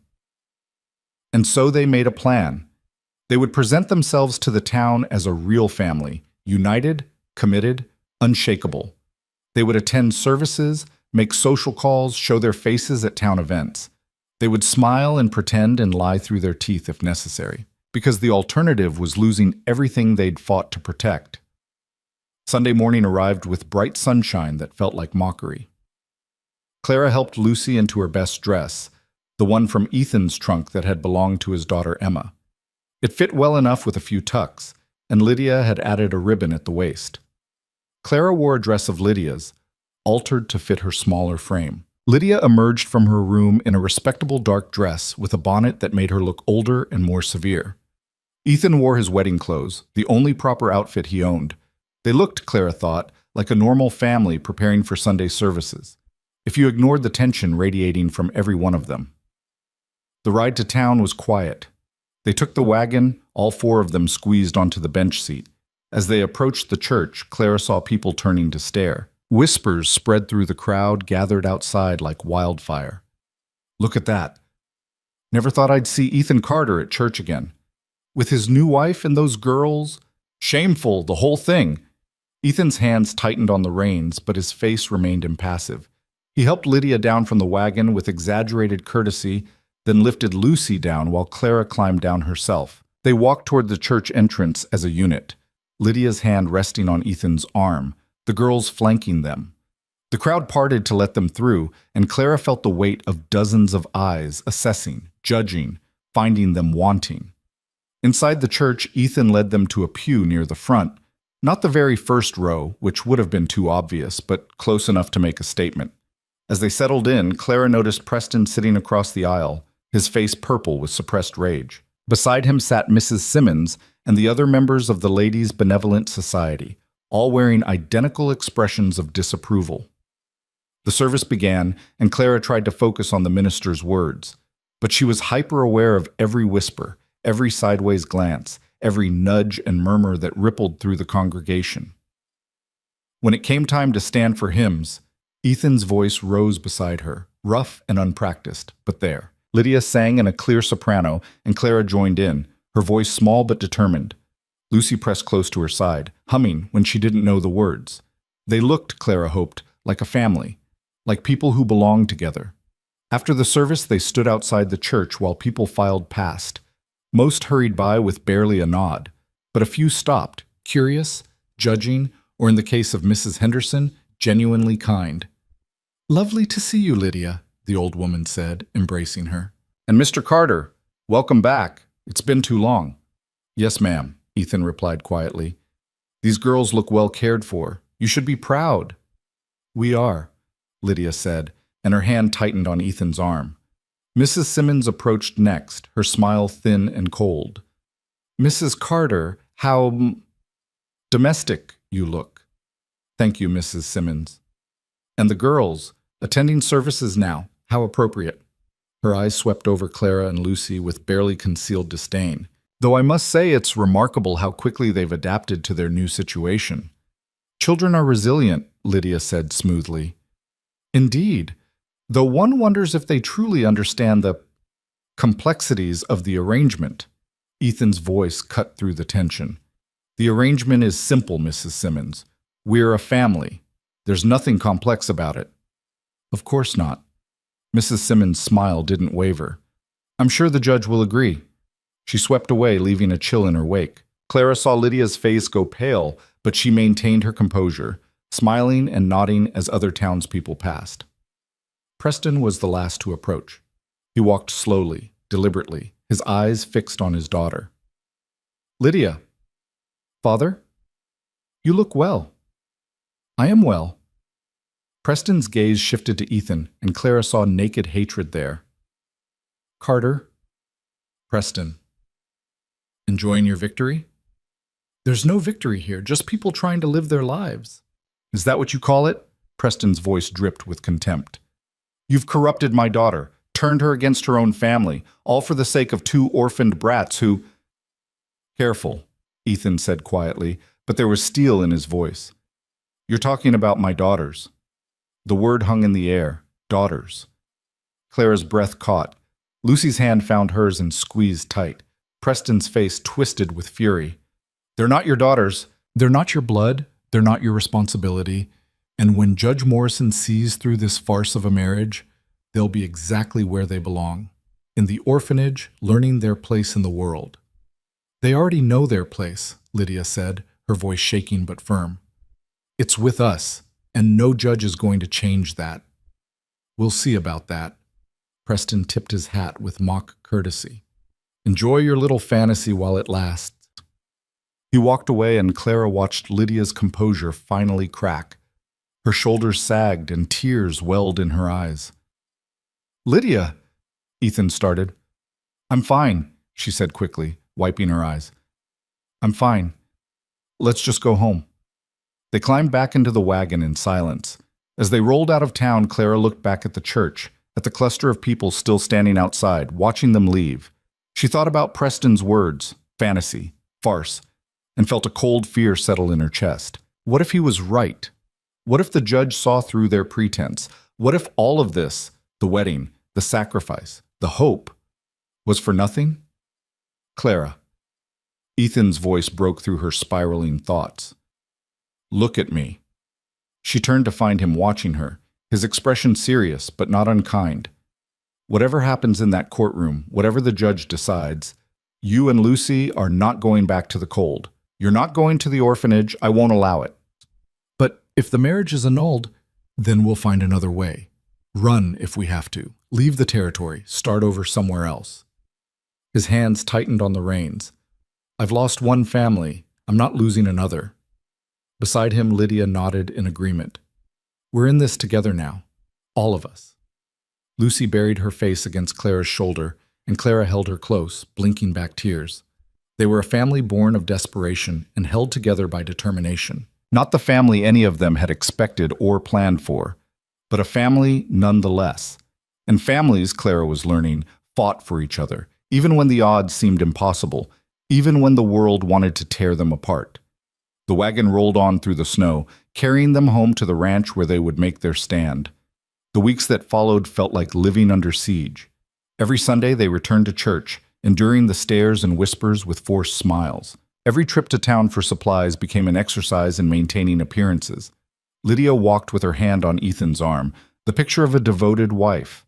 Ethan treated her with careful courtesy, opening doors and helping her into the wagon. Clara and Lucy stayed close, two well-behaved children who called them Ma and Pa when anyone was listening. But at the ranch, in the privacy of their own walls, they were still four separate people trying to figure out how to live together. Lydia threw herself into making the house a home. She sewed curtains for the windows, organized the kitchen with ruthless efficiency, and started a small herb garden in pots on the windowsill. She taught Lucy how to knead bread and showed Clara how to preserve vegetables for winter. She moved through the house like a woman determined to prove she belonged there, even if she wasn't entirely sure she did. Ethan worked harder than ever, as if he could outrun his doubts through sheer physical exhaustion. He rose before dawn and came in after dark, smelling of hay and cattle and cold air. He was unfailingly polite to Lydia, but distant, like a man afraid to get too close to something he might lose. Clara watched them both and saw the strain building. They were playing their parts well enough to fool the town, but the performance was taking its toll. It came to a head 3 weeks before the court hearing. Clara woke in the middle of the night to the sound of raised voices. She sat up carefully, not wanting to wake Lucy, and saw light coming from the kitchen. Ethan and Lydia's voices drifted through the doorway, not shouting, but intense with barely controlled emotion. "Can't keep doing this, what?" Lydia was saying. "Walking on eggshells, pretending everything is fine when it's clearly not. What do you want me to do?" Ethan's voice was rough with exhaustion. "I'm doing the best I can." "I know you are, but this isn't working. We're living like strangers under the same roof." "That's what we are." "No." Lydia's voice turned sharp. "We're a married couple trying to protect 2 children, and if we can't even talk to each other honestly, how are we supposed to convince a judge we're a real family?" There was a long silence. Clara crept closer to the kitchen doorway, staying in the shadows where they couldn't see her. "What do you want from me, Lydia?" Ethan asked finally, and he sounded lost. "I'm not good at this. I don't know how to be what you need." "I don't need you to be anything except honest with me." Lydia's voice softened. "We made this choice together. Both of us knew it would be hard, but we can't keep pretending it's easy either." "I'm not pretending it's easy. I'm just trying to survive it." "Is that what this is to you? Something to survive?" "What else should it be?" Ethan's chair scraped against the floor. "We got married to save those girls from the orphanage. That's what this is. That's all it can be." "Why?" The question came out almost desperate. "Why does it have to be that and nothing more?" "Because," Ethan's voice broke, "because I can't do this again. I can't let myself care about someone just to watch them leave or die or, I'm not Sarah." The name dropped like a stone into still water. Clara held her breath. "I know you're not," Ethan said quietly, "but that doesn't change what I can't give you. I'm not asking you to give me anything. I'm asking you to let me in, just a little, so we can be partners in this instead of 2 people performing a script." Another long silence. When Ethan spoke again, his voice was barely audible. "I don't know if I can." Clara heard Lydia's chair scrape back, heard her footsteps cross the kitchen. Then more gently she heard her say, "Then maybe it's time to learn." Footsteps on the stairs, a door closing softly, and then just Ethan, alone in the kitchen, with only the sound of his breathing and the crackle of the dying fire. Clara retreated back to her bedding, her mind churning. She'd known this arrangement was fragile, built on desperation and necessity. But hearing the pain in both their voices made her realize just how much they were sacrificing, not just their freedom to choose their own lives, but their ability to protect their hearts from more hurt. The next morning, the tension was palpable. Lydia moved through breakfast preparations with mechanical efficiency, not meeting Ethan's eyes. Ethan ate in silence, then disappeared to the barn without a word. Lucy looked between them with worried eyes, but Clara shook her head slightly. Not now. It was Clara who finally broke the stalemate. That afternoon, while Ethan was out checking fence lines and Lydia was washing dishes with more force than necessary, Clara approached her at the sink. "You're going to break that plate if you keep scrubbing it that hard." Lydia startled, then looked down at the dish in her hands as if seeing it for the first time. She set it in the drying rack with exaggerated care. "Sorry, I was thinking." "About last night?" Lydia's hands stilled in the wash water. "You heard that?" "Some of it. I didn't mean to eavesdrop, but it's all right." Lydia pulled her hands from the water and dried them on her apron. "This house isn't big enough for secrets anyway." Clara chose her next words carefully. "Mr. Carter, Ethan, he's scared." "I know." Not of the court hearing, not of Preston or the town. Clara looked towards the window where she could see Ethan in the distance, a dark figure against the snow. "He's scared of caring about people again, because everyone he's cared about has been taken away." Lydia leaned against the counter, her expression weary. "I know that too. But Clara, I can't spend the rest of my life living with someone who won't even try to let me close. I didn't give up everything just to be tolerated." "He doesn't just tolerate you. I've seen the way he looks at you when you're not watching." "How does he look at me?" "Like he's trying to figure out if you're real, like he's afraid to believe you might actually stay." Lydia's eyes filled with tears. "I'm not going anywhere. Doesn't he know that?" "I don't think he does. I don't think he can let himself believe it yet." Clara moved closer. "My mama used to say that trust is like a muscle. If you don't use it, it gets weak. Mr. Carter's trust has been weak for a long time. So what do I do?" "Keep trying. Keep being here. Eventually, he'll have to see that you mean it." Lydia wiped her eyes and managed a tremulous smile. "When did you get so wise?" "When I had to be." Clara returned to her task of peeling potatoes, then added quietly, "And maybe try talking to him during the day. When you're both not exhausted. When it doesn't feel like everything is falling apart." That evening, Lydia took Clara's advice. When Ethan came in from his work, instead of retreating to the kitchen or upstairs, she asked him to help her move a heavy trunk in the storage room. It was a transparent excuse. The trunk wasn't that heavy, and it didn't really need moving, but Ethan followed her anyway. Clara pretended to be engrossed in teaching Lucy her letters while listening to the murmur of voices from the other room. She couldn't make out the words, but the tone was different from the night before, quieter, less confrontational. When they emerged 20 minutes later, something had shifted. Not dramatically. They didn't suddenly look like a couple in love, but some of the tension had eased from both their faces. At supper that night, Ethan asked Lydia about her mother's herb garden, and Lydia told stories about growing up on a ranch before her father decided town life was more profitable. It was the first real conversation Clara had heard them have, and it felt like watching ice begin to crack. Small things began to change after that night. Ethan started coming in earlier from his work, timing his return to when Lydia was making supper. He'd ask if she needed help, and she'd find small tasks for him, chopping vegetables, stoking the fire. They worked side by side in companionable silence, and gradually the silence became less awkward. Lydia started joining Ethan on morning chores, claiming she needed the fresh air. She proved surprisingly capable with the cattle, and Ethan began teaching her things he'd never bothered to explain before. How to spot signs of illness in a cow. How to predict weather by watching the sky. Clara watched them orbit each other like cautious planets, drawn together by necessity but held apart by fear. But the orbit was tightening, she noticed.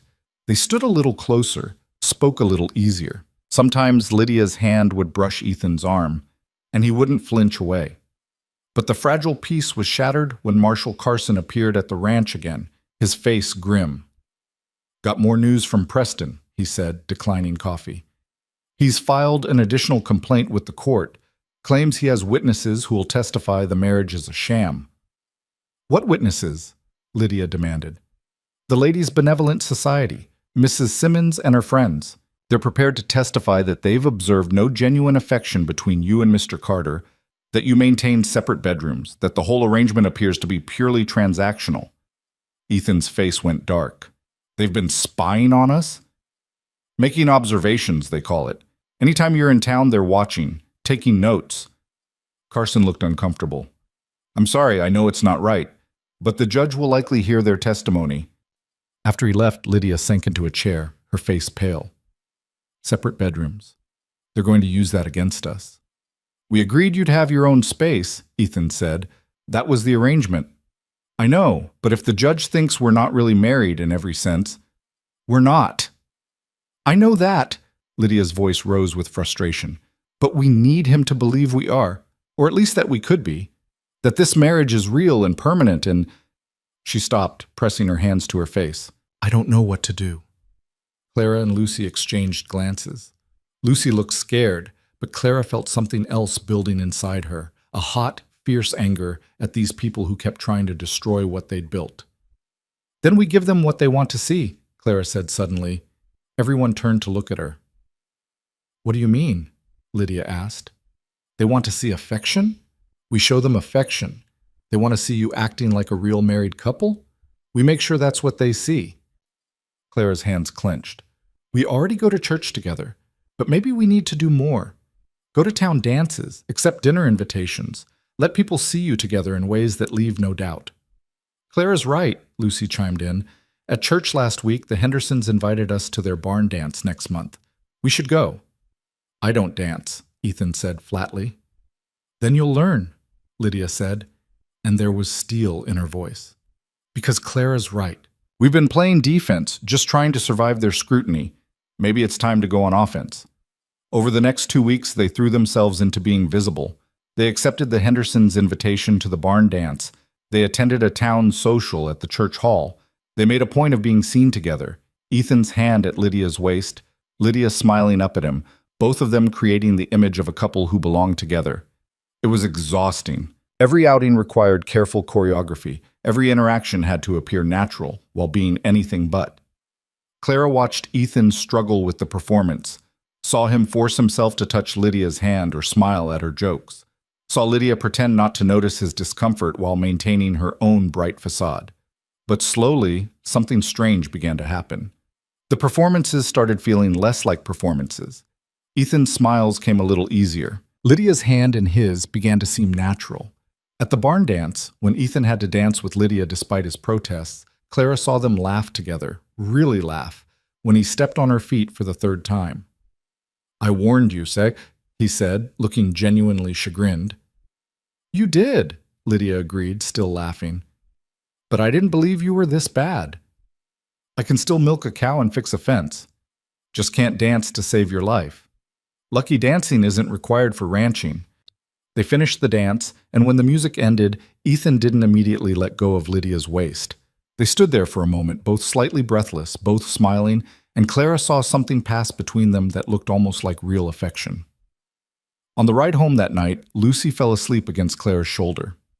In the seat beside them, Ethan and Lydia sat closer than usual, their shoulders touching as the wagon rocked over the frozen ground. You did well tonight, Lydia said softly. I stepped on your feet at least a dozen times. Only 9. I counted. She bumped his shoulder with hers. But you tried. That's what matters. Did it look convincing? I think so. Mrs. Henderson said we made a lovely couple. Ethan was quiet for a moment. Then, so softly Clara almost missed it, he said, We did, didn't we? Lydia's hand found his on the wagon seat, and this time when their fingers intertwined, it wasn't for show. There was no one to see them except 2 half-asleep children in the back of the wagon. Clara closed her eyes and allowed herself a small smile.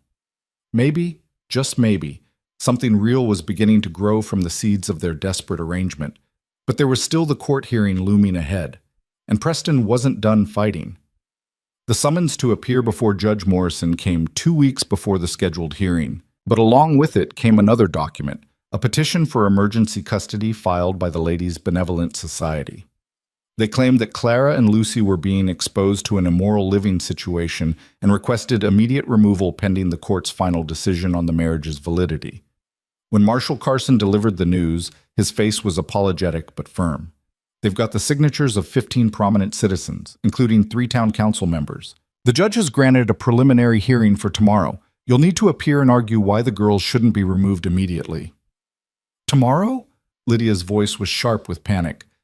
That's not enough time to… I know. I argued for more notice, but Preston pushed hard for immediate action. Carson looked at the girls huddled together by the fire. I'm sorry. I really am. After he left, Ethan paced the room like a caged animal.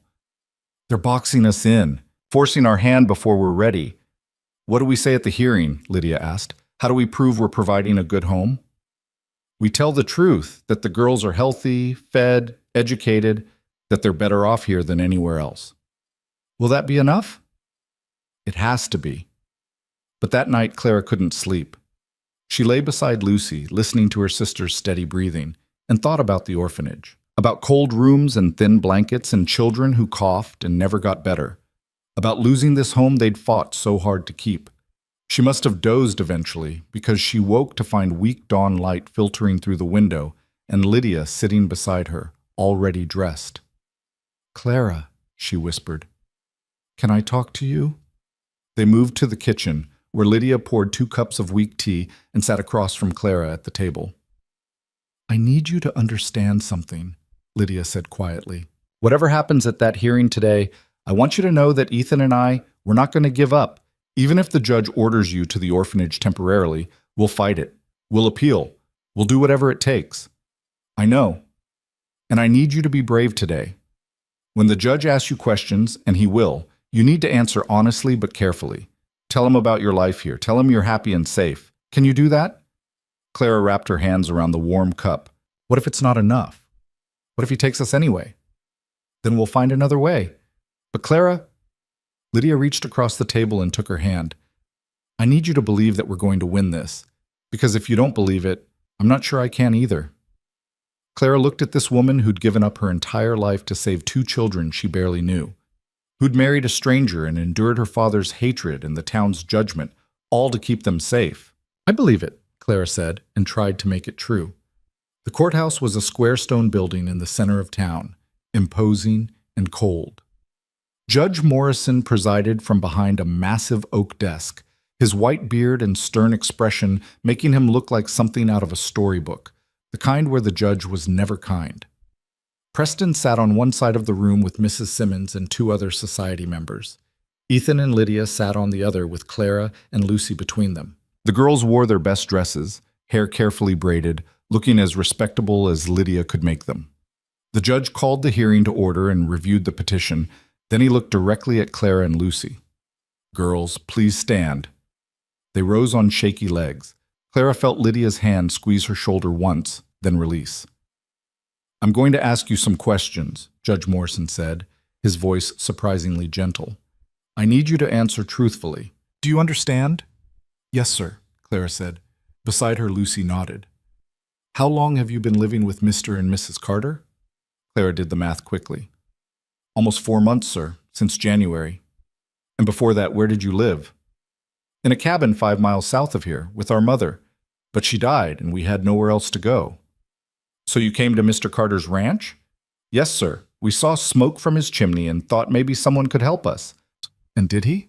Help you? Clara thought about that first night, the warmth of the fire, the hot broth, the blankets that smelled of cedar.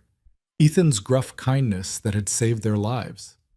Yes, sir, he gave us food and a warm place to sleep. He let us stay when he could have sent us away. And now, how does he treat you? He teaches us how to work on the ranch, how to take care of ourselves. He makes sure we have enough to eat and warm clothes to wear. The judge made a note, then turned to Lucy. And you, child, are you happy at the ranch?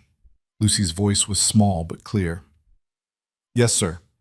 Mr. Carter and Miss Lydia, Mrs. Carter, they're kind to us, and I like feeding the chickens. A small smile flickered across the judge's face, quickly suppressed. I see. And Mrs. Carter, she treats you well also? Oh, yes, sir. She teaches us how to cook and sew, and she tells us stories at night sometimes, and Lucy's voice wavered. She makes us feel like we matter. The simple honesty of it seemed to strike something in the room. Even Preston shifted uncomfortably. Judge Morrison turned to Preston. Councilman, do you wish to question the children? Preston stood, his face hard. I do, Your Honor. Miss Clara, you say Mr. Carter has been kind to you, but isn't it true that he made you work? That you have to earn your keep through manual labor unsuitable for children? Clara lifted her chin. He taught us how to work, sir. There's a difference. Is there? You milk cows, clean stalls, chop wood. I learn useful skills that will help me survive, Clara interrupted, her voice growing stronger. Before we came to the ranch, I didn't know how to do anything except watch my mother die and be hungry. Now I know how to take care of myself. How is that unsuitable? Preston's face darkened. Your Honor, this child has clearly been coached. I haven't been coached, Clara said fiercely. I'm telling the truth. Mr. Carter and Ms. Pa Carter saved our lives. And if you send us to the orphanage, you might as well have let us freeze on the prairie, because at least that would have been faster. Clara, Ethan started, but the judge held up a hand. Let her speak, Mr. Carter. He looked at Clara with something that might have been respect. Continue, child. Clara's hands shook, but she kept going. I know what people say about Mr. Carter and Mrs. Carter. I know they think the marriage isn't real, that it's just to keep us from being taken away, but I've lived in that house for 4 months. I've watched them work together and eat together and become, she struggled for the right word, become family. Maybe it started as an arrangement, but it's not that anymore. They care about each other. They care about us, and that's more real than anything I've ever seen. The room was silent when she finished. Lucy reached for her hand and held it tight. Have concerns about the living, have concerns about the living arrangements. What are those concerns specifically? Mrs. Simmons stood, her spine rigid with righteousness. Your Honor, it's simply not proper for 2 young girls to be living with a man who was, until recently, a complete stranger to them. The fact that he married to legitimize the situation doesn't change the fundamental impropriety of it. And if he hadn't married? If he'd simply taken them to the orphanage as you all insisted he should? Then they would be in a proper institutional setting with appropriate supervision. I visited that orphanage, Mrs. Simmons. Last year, 8 children died there from illness and malnutrition. Is that the appropriate supervision you're referring to? Mrs. Simmons' face flushed. That's an unfortunate. The orphanage does the best it can with limited resources. Exactly. Limited resources. While Mr. Carter's ranch has ample resources to care for 2 additional children, the judge leaned forward. Tell me, Mrs. Simmons, have you personally observed any mistreatment of these girls? Well, no, but any signs of neglect? Hunger? Abuse? Not as such, but the mere appearance of impropriety is not, in itself, grounds for removing children from a home where they are clearly thriving. Judge Morrison's voice was firm. Unless you have actual evidence of wrongdoing, your concerns about appearances do not outweigh these children's welfare. He turned to Ethan and Lydia. Mr. and Mrs. Carter, please stand. They rose together, Lydia's hand finding Ethan's. I've heard the arguments on both sides, the judge said, and I'm prepared to make my ruling on the emergency petition. He paused, and Clara's heart nearly stopped. The petition for immediate removal is denied. Relief flooded through Clara so suddenly her knees nearly buckled. Beside her, Lucy made a small sound of joy. However, the judge continued, and Clara's relief turned to ice. The question of the marriage's validity remains. I will schedule a full hearing for 1 month from today. At that time, I will make a final determination on whether this union is legitimate or whether it was entered into fraudulently for the purpose of circumventing the custody decision. His gaze settled on Ethan and Lydia. I suggest you both be prepared to demonstrate that this marriage is genuine in every meaningful sense. Do you understand? Yes, Your Honor, they said in unison. Then this hearing is adjourned. The girls will remain in the Carter's custody pending the final hearing. The gavel came down, and it was over. For now, they'd won. But the final battle still loomed ahead, 1 month away, with everything they'd built hanging in the balance. Outside the courthouse, they stood in a small circle while the town dispersed around them.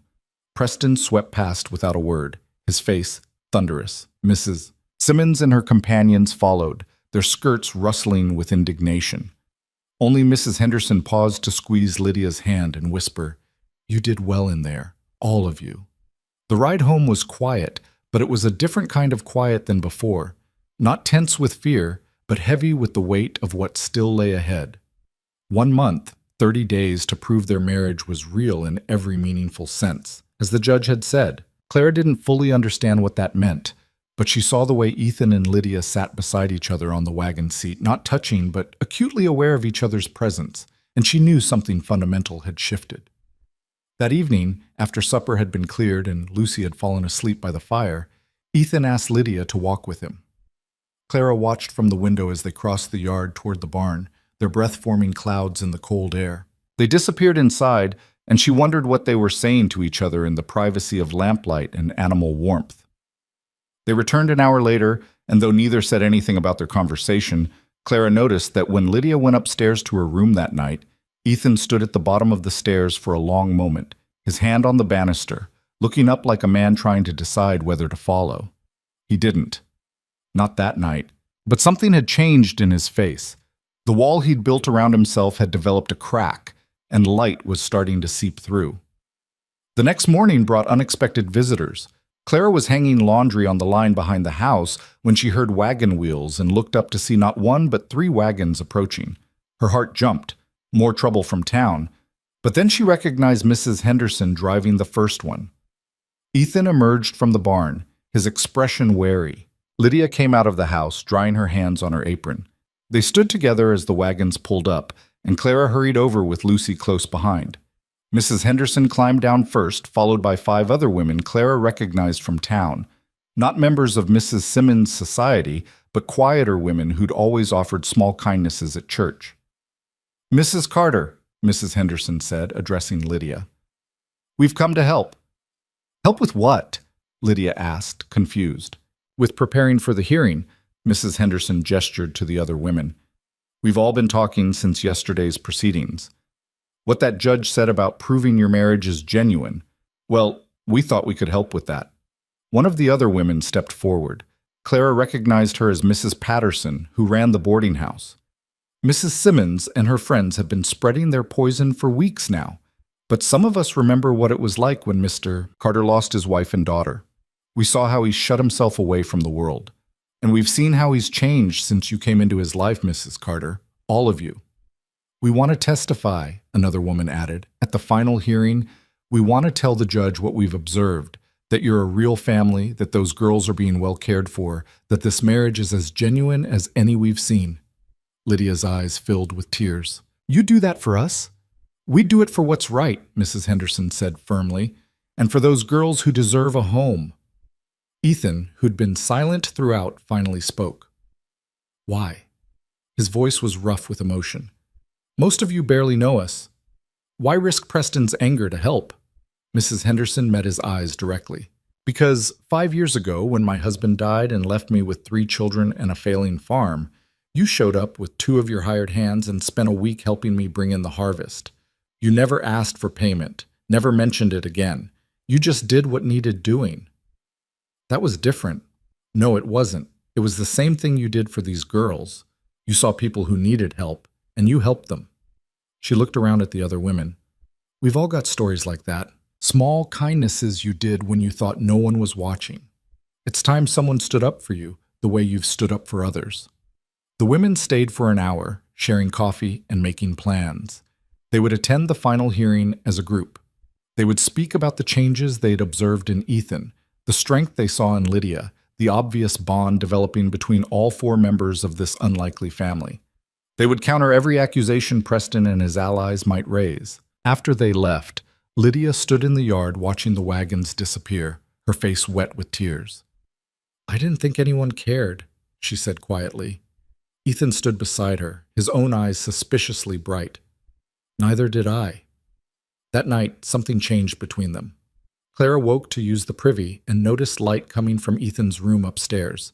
She climbed the stairs quietly and saw his door ajar. Inside, Ethan sat on the edge of his bed, holding something small in his hands. As Clara got closer, she saw it was the wooden horse from Emma's room, the one she'd seen on the windowsill months ago. "Mr. Carter?" He looked up, not startled, as if he'd known she was there. "Can't sleep?" "No, sir."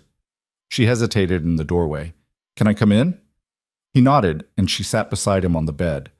Up close, she could see how worn the little horse was, its edges smooth from years of handling. "I made this for Emma," he said softly. "When Sarah was pregnant, I carved it from a piece of apple wood, spent weeks getting it just right. He ran his thumb over the horse's mane. She loved it, slept with it every night. It's beautiful. After they died, I couldn't bear to look at it, put it away in that room and locked the door. Told myself I'd never open it again. He was quiet for a moment.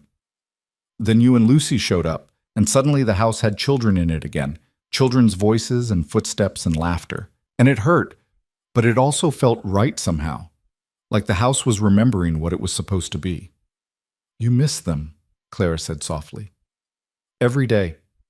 But Clara, I need you to understand something. He turned to look at her, and his eyes were earnest. When I said you and Lucy were my daughters in that courtroom, I meant it. Not as a legal technicality or a performance for the judge. I meant it.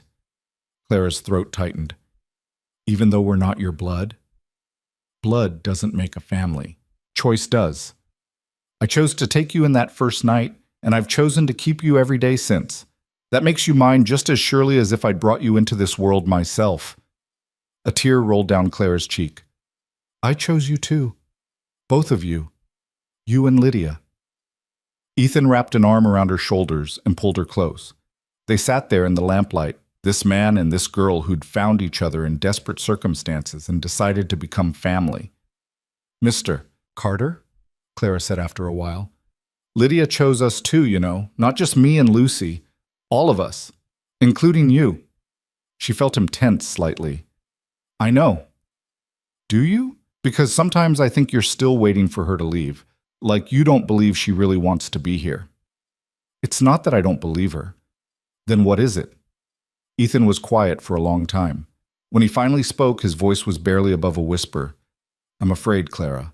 I'm afraid to let myself care about her the way I cared about Sarah, because if I lose her too, you might, Clara said bluntly. People die. People leave. That's life. But Mr. Carter, you can't live your whole life afraid of losing people, because then you never really have them at all. He looked at her with something like wonder. When did you get so smart? When I had to be, she said, echoing what she'd told Lydia weeks ago. But I mean it, Lydia's not going anywhere. She gave up everything to be here. Her home, her father, her whole life. Don't you think that deserves more than you keeping her at arm's length? Ethan set the wooden horse carefully on his nightstand. What are you suggesting I do?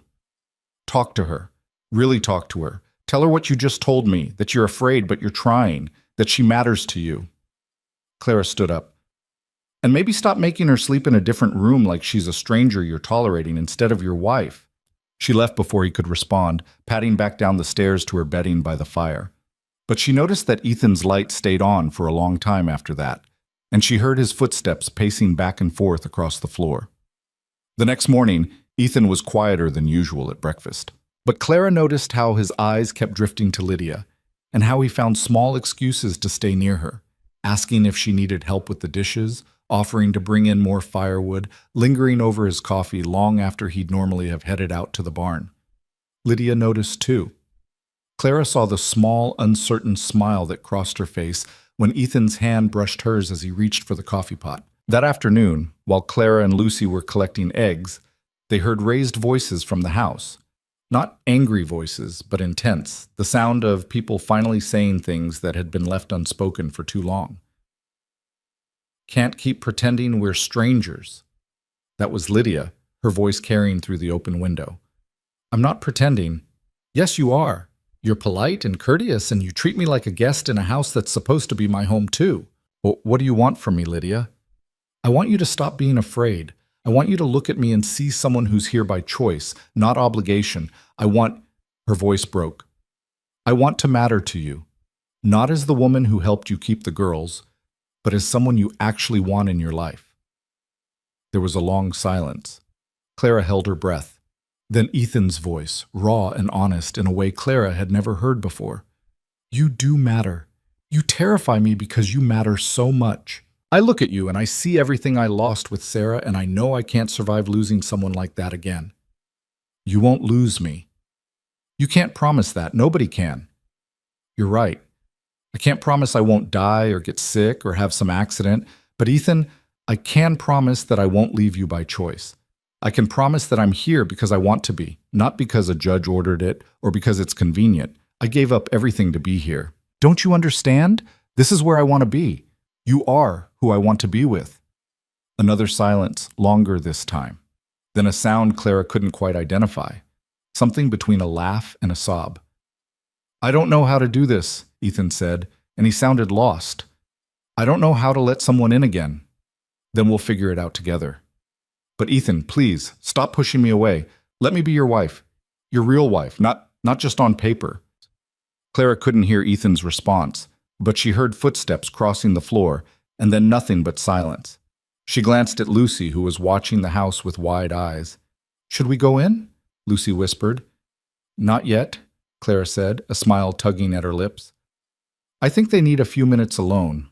When they finally went inside an hour later, they found Ethan and Lydia sitting at the kitchen table, their hands clasped together, both looking like they'd been crying. But they were smiling too, tentative and uncertain, but real. "Girls," Lydia said, her voice thick with emotion. "Come here." Clara and Lucy approached cautiously. Ethan pulled out chairs for them, and they sat. "We need to talk to you," Ethan said, "about some changes." Clara's stomach clenched. "What kind of changes?" "Good ones, we hope." Lydia squeezed Ethan's hand. "Ethan and I have been talking, really talking, about what we want this family to look like, and we've decided that we're tired of pretending, tired of performing for the town and the judge and everyone else. We want to be a real family," Ethan continued, "not just for the hearing, but because it's what we all deserve. That means some things are going to be different around here." "Like what?" Lucy asked nervously. Lydia smiled. "Like Lydia and I sharing a room," Ethan said, and Clara saw the faint flush on his cheeks. "Like making decisions together as partners, instead of two people who just happen to live in the same house. Like being honest about what we're building here instead of pretending it's just an arrangement." "We're not doing this because we have to," Lydia added. "We're doing it because we want to, because somewhere along the way this stopped being about saving you girls from the orphanage and started being about building something real. A real home, a real family." Clara felt tears prick her eyes. "So you're saying—" "We're saying we choose this," Ethan said firmly. "All of it, the four of us together. Not because a judge says we have to be, but because we want to be." Lucy launched herself at them, wrapping her arms around both Ethan and Lydia at once. Clara followed more slowly, but when she reached them, Ethan pulled her into the embrace too. And for the first time since her mother died, Clara felt completely, utterly safe. They were a family. Not the family any of them had been born into, but the one they'd chosen to create. The weeks before the final hearing passed in a blur of preparation and quiet transformation. Lydia moved her things into Ethan's room, and though Clara didn't ask what happened behind that closed door at night, she noticed how they both seemed lighter, how they touched each other more easily, how Lydia's laugh came more frequently, and Ethan's smiles seemed less forced. The empty bedroom upstairs was transformed into a proper room for Clara and Lucy. Ethan built them a bed frame from pine, and Lydia sewed curtains and quilts. They moved in together, delighted to have space of their own, but already missing the warmth of sleeping by the fire. "You can still sleep down there when it's cold," Ethan assured them. "The room is just for when you want privacy." The ranch itself seemed to reflect the changes happening within its walls. Spring was coming early, the snow beginning to melt and reveal brown grass beneath. The cattle grew restless, sensing the shift in seasons. Ethan started making plans for the coming year, where to plant hay, which fences needed mending, whether to buy more breeding stock. "What do you think?" he asked Lydia one evening, spreading his sketches across the kitchen table. "Should we expand the herd or focus on improving what we have?" Lydia studied the drawings with serious attention. "What about starting small with some chickens for sale? I could manage a larger flock, and fresh eggs sell well in town." "That's good thinking." Ethan made a note on his sketch. "We could build a second coop behind the barn." Clara watched them plan together, their heads bent close over the papers, and felt a swell of pride. This was what a real partnership looked like. Not one person making all the decisions while the other followed, but two people building something together. Mrs. Henderson and her friends visited twice more before the hearing, bringing with them stories and observations they'd share with the judge. They'd witnessed Ethan and Lydia at the general store, working together to choose supplies for the ranch. They'd seen them at church, sitting close together with the girls between them, singing hymns like any other family. They'd observed the small intimacies that couldn't be faked. The way Lydia's hand would rest on Ethan's shoulder as she passed, the way Ethan's eyes sought her out in a crowd, the way they moved together with the easy coordination of people who knew each other well. "Preston's going to fight hard," Mrs. Henderson warned. "He's got his own witnesses lined up, people who'll claim the marriage is still a sham." "Let them," Ethan said quietly. "We know the truth. That's what matters." But as the hearing date drew closer, Clara could see the tension building in both Ethan and Lydia. This wasn't just about keeping Clara and Lucy anymore. It was about defending the life they'd all built together, the family they'd become. The night before the hearing, none of them could sleep. They sat together by the fire, all four of them crowded onto the furniture meant for one family in a way that would have seemed impossible 4 months ago. "What do you think will happen tomorrow?" Lucy asked, voicing the question they were all thinking. "I think we'll tell the truth," Lydia said, "and trust that it's enough." "What if it's not?" Lucy's voice was small. "What if the judge doesn't believe us?" Ethan pulled her close. "Then we'll deal with it, together. But Lucy, I need you to understand something. No matter what that judge says tomorrow, you're my daughter, both of you. A piece of paper might say otherwise, but that doesn't change what's true. And I'm your mother now," Lydia added softly. "Maybe not the one who gave birth to you, but the one who chose you. That counts for something." Clara leaned against Lydia's shoulder, feeling the warmth and solidity of her. "It counts for everything." They stayed there until the fire burned low, taking comfort in each other's presence, gathering strength for whatever tomorrow might bring. The courthouse was packed when they arrived the next morning. It seemed half the town had come to watch the proceedings, some out of genuine concern, others for the spectacle. Clara saw Mrs. Simmons and her society members clustered on one side, their faces smug with certainty. On the other side sat Mrs. Henderson and her friends, along with a surprising number of other townspeople Clara recognized from church and the general store. Judge Morrison called the hearing to order and reviewed the question before him: whether the marriage between Ethan Carter and Lydia Rowan Carter was entered into in good faith, or whether it was a fraudulent arrangement designed solely to circumvent custody laws. Preston presented his case first, calling Mrs. Simmons to testify. "In my observation," she said primly, "Mr. and Mrs. Carter maintain an arrangement that is purely transactional. They married solely to prevent the removal of those children, and while they may have become skilled at performing affection in public, it's clear to anyone with discernment that there is no genuine marital bond between them." "And what evidence do you have for this assertion?" the judge asked. "They maintain separate bedrooms, or at least they did initially. Their interactions are stilted and rehearsed. The marriage occurred with unseemly haste, with no courtship period whatsoever." Mrs. Simmons' voice dripped with disapproval. "It's quite obvious they're simply playing roles." Preston called 2 more witnesses who echoed similar sentiments, though their observations seemed increasingly based on assumption rather than actual evidence. Then it was time for Ethan and Lydia's defense.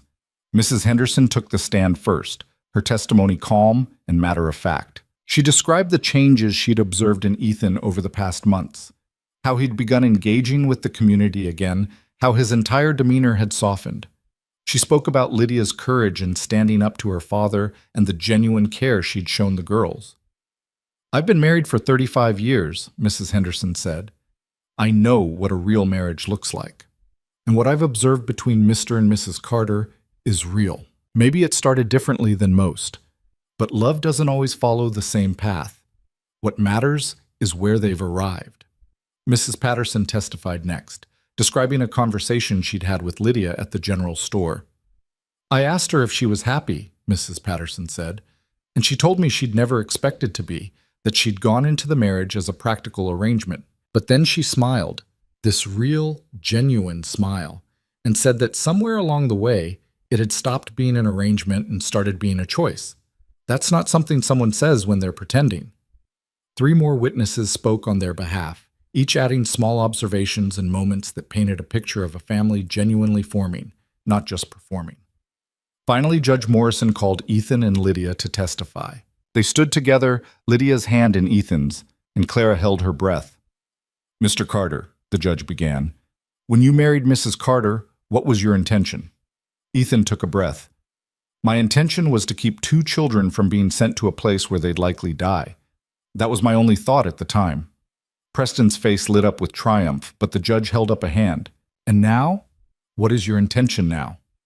Ethan looked at Lydia, and Clara saw something pass between them. Understanding, affection, trust. Now my intention is to build a life with my wife and children, to be the husband and father they deserve, to create a home that's filled with something other than grief and silence. His voice roughened. I spent 5 years locked away from the world after my first family died. I told myself I'd never risk that kind of pain again. Then Lydia walked into my life, this brave, impossible woman who gave up everything to help 2 children she barely knew. And she taught me that sometimes the risk is worth it. That love isn't just about loss, it's about choice. And I choose her. Every day I choose her. Lydia's eyes filled with tears, but she was smiling. Mrs. Carter, the judge said gently, you gave up a great deal to enter this marriage. Your home, your relationship with your father, your position in society. Why? Lydia's voice was steady despite her tears. Because I was tired of living a half life, following someone else's rules about what was proper and respectable. Because I saw 2 little girls who needed a home and a man who'd forgotten how to hope. And I thought maybe I could help.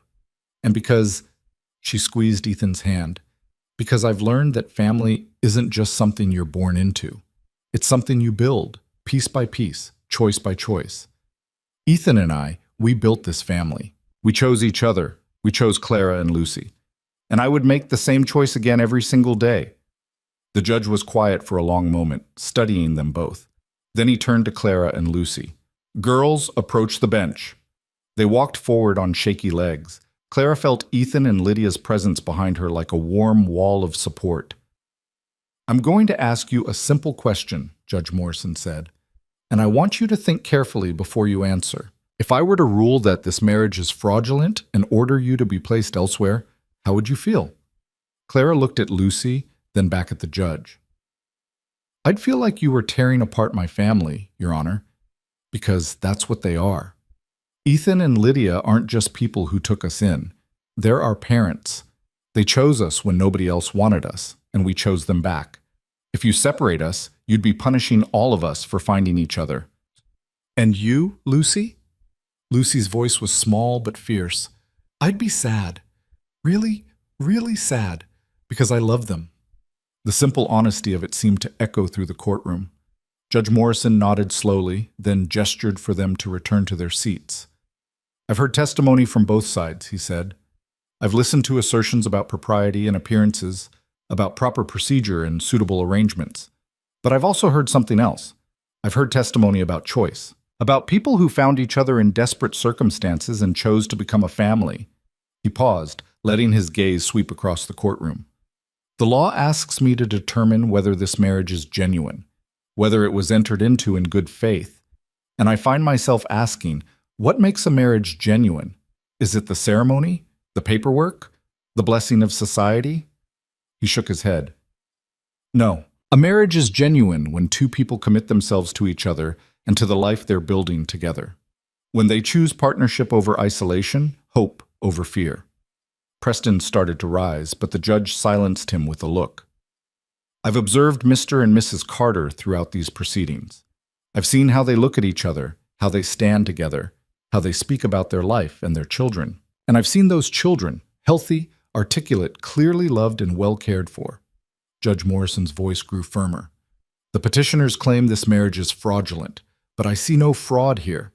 I see a family that formed in unconventional circumstances, but has proven itself to be as real and valid as any I've encountered.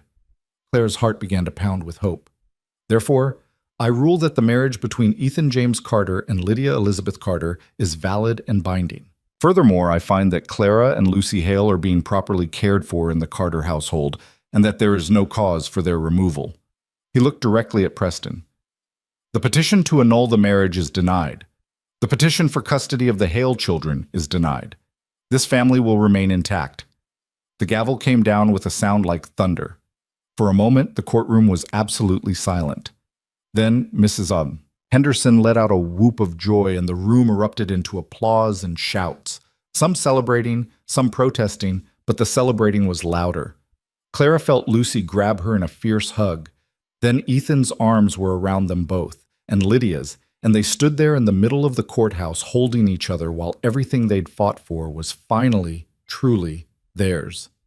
Preston stormed out, his face purple with rage. Mrs. Simmons and her friends followed, their disapproval written in every rigid line of their bodies. But Clara didn't care. Let them leave, let them judge, it didn't matter anymore. They'd won.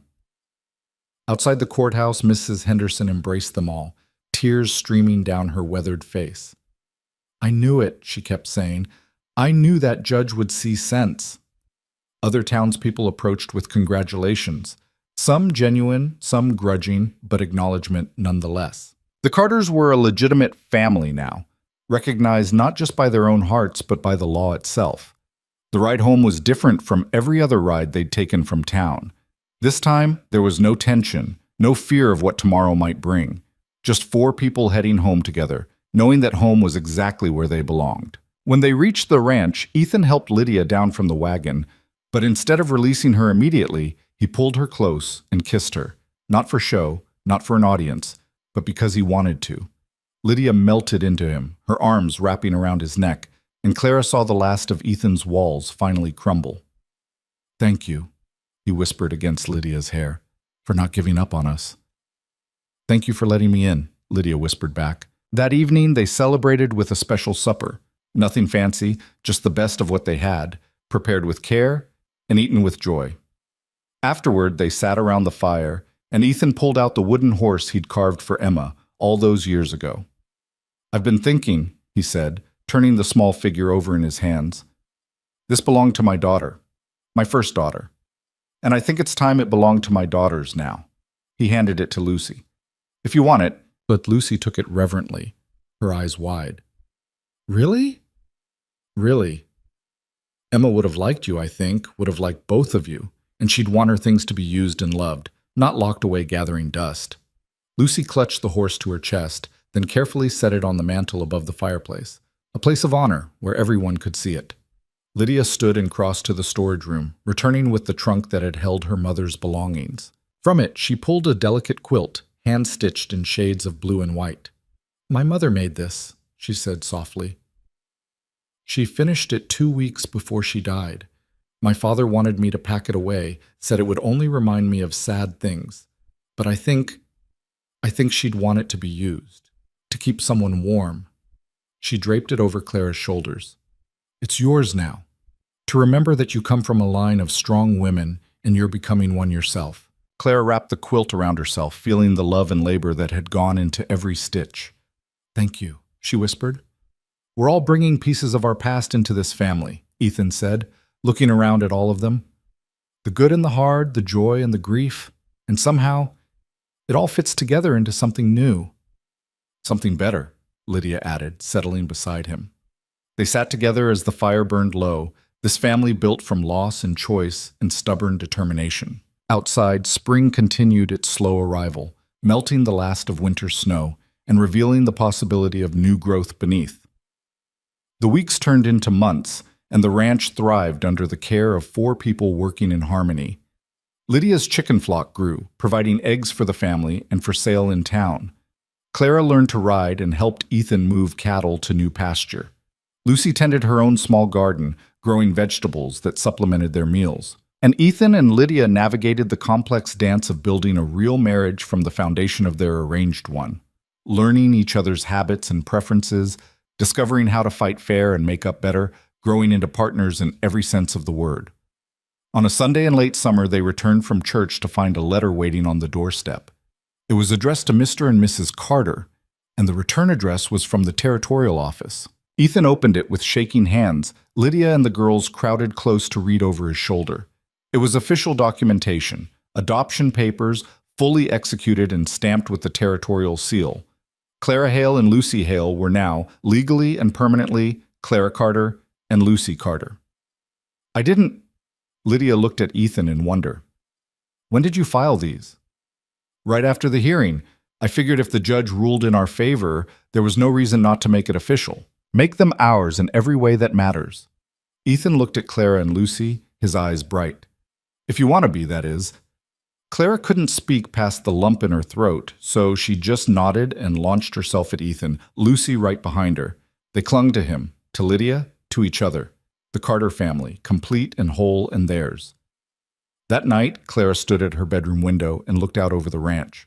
The barn where she and Lucy had first hidden, freezing and desperate. The house that had seemed so cold and unwelcoming those first days, but now glowed with lamplight and warmth. The prairie stretching away in all directions, no longer a frozen wasteland, but a sea of grass moving in the summer breeze. She thought about her mother, buried somewhere out there in the frozen ground they'd never been able to properly dig. She hoped her mother would be proud of how they'd survived, how they'd found a new family when the old one was taken away. "Clara?" Lucy appeared beside her, the wooden horse clutched in one hand. "Are you sad?" "No," Clara said, and meant it. "I'm just remembering where we came from, how far we've traveled." "Do you miss Mama?" "Every day. But Lou, I think she'd be happy for us. I think she'd like Lydia and Ethan." "Me too." Lucy leaned against her sister. "We're really going to stay here forever, aren't we?" "Yeah," Claire said softly. "We really are." From downstairs came the sound of Lydia's laugh, followed by Ethan's lower voice saying something that made her laugh again. Normal sounds, family sounds, the sounds of home. Clara pulled Lucy close and looked out at the darkening sky, where the first stars were beginning to appear. She thought about cold and hunger, about loss and fear, about a desperate walk across frozen prairie toward a ribbon of smoke that promised warmth, about finding shelter in a barn and a stranger who'd chosen kindness over convenience. She thought about choice, how Ethan had chosen to help them, how Lydia had chosen to sacrifice everything, how they'd all chosen each other again and again until choice became love and love became family. Outside, snow would come again when winter returned. The prairie would freeze and the wind would howl, and survival would once more require strength and determination. But this time, when the cold came, they'd face it together. This time, they had a home that was truly theirs, not just walls and a roof, but something built from courage and sacrifice and the stubborn belief that family wasn't about blood or law, but about the people you chose to fight for, to hope with, to love. Clara turned away from the window and headed downstairs, where Lydia was making hot cider and Ethan was stoking the fire, where Lucy would curl up with her wooden horse and drift to sleep to the sound of her family's voices, where Clara herself belonged completely and utterly without question or doubt. The house was warm, and it would stay that way, she knew, long after winter came and went, because the warmth didn't come from the fire or the walls or even the food and shelter. It came from the 4 people who'd chosen to make this place a home, and that was a warmth that would last forever.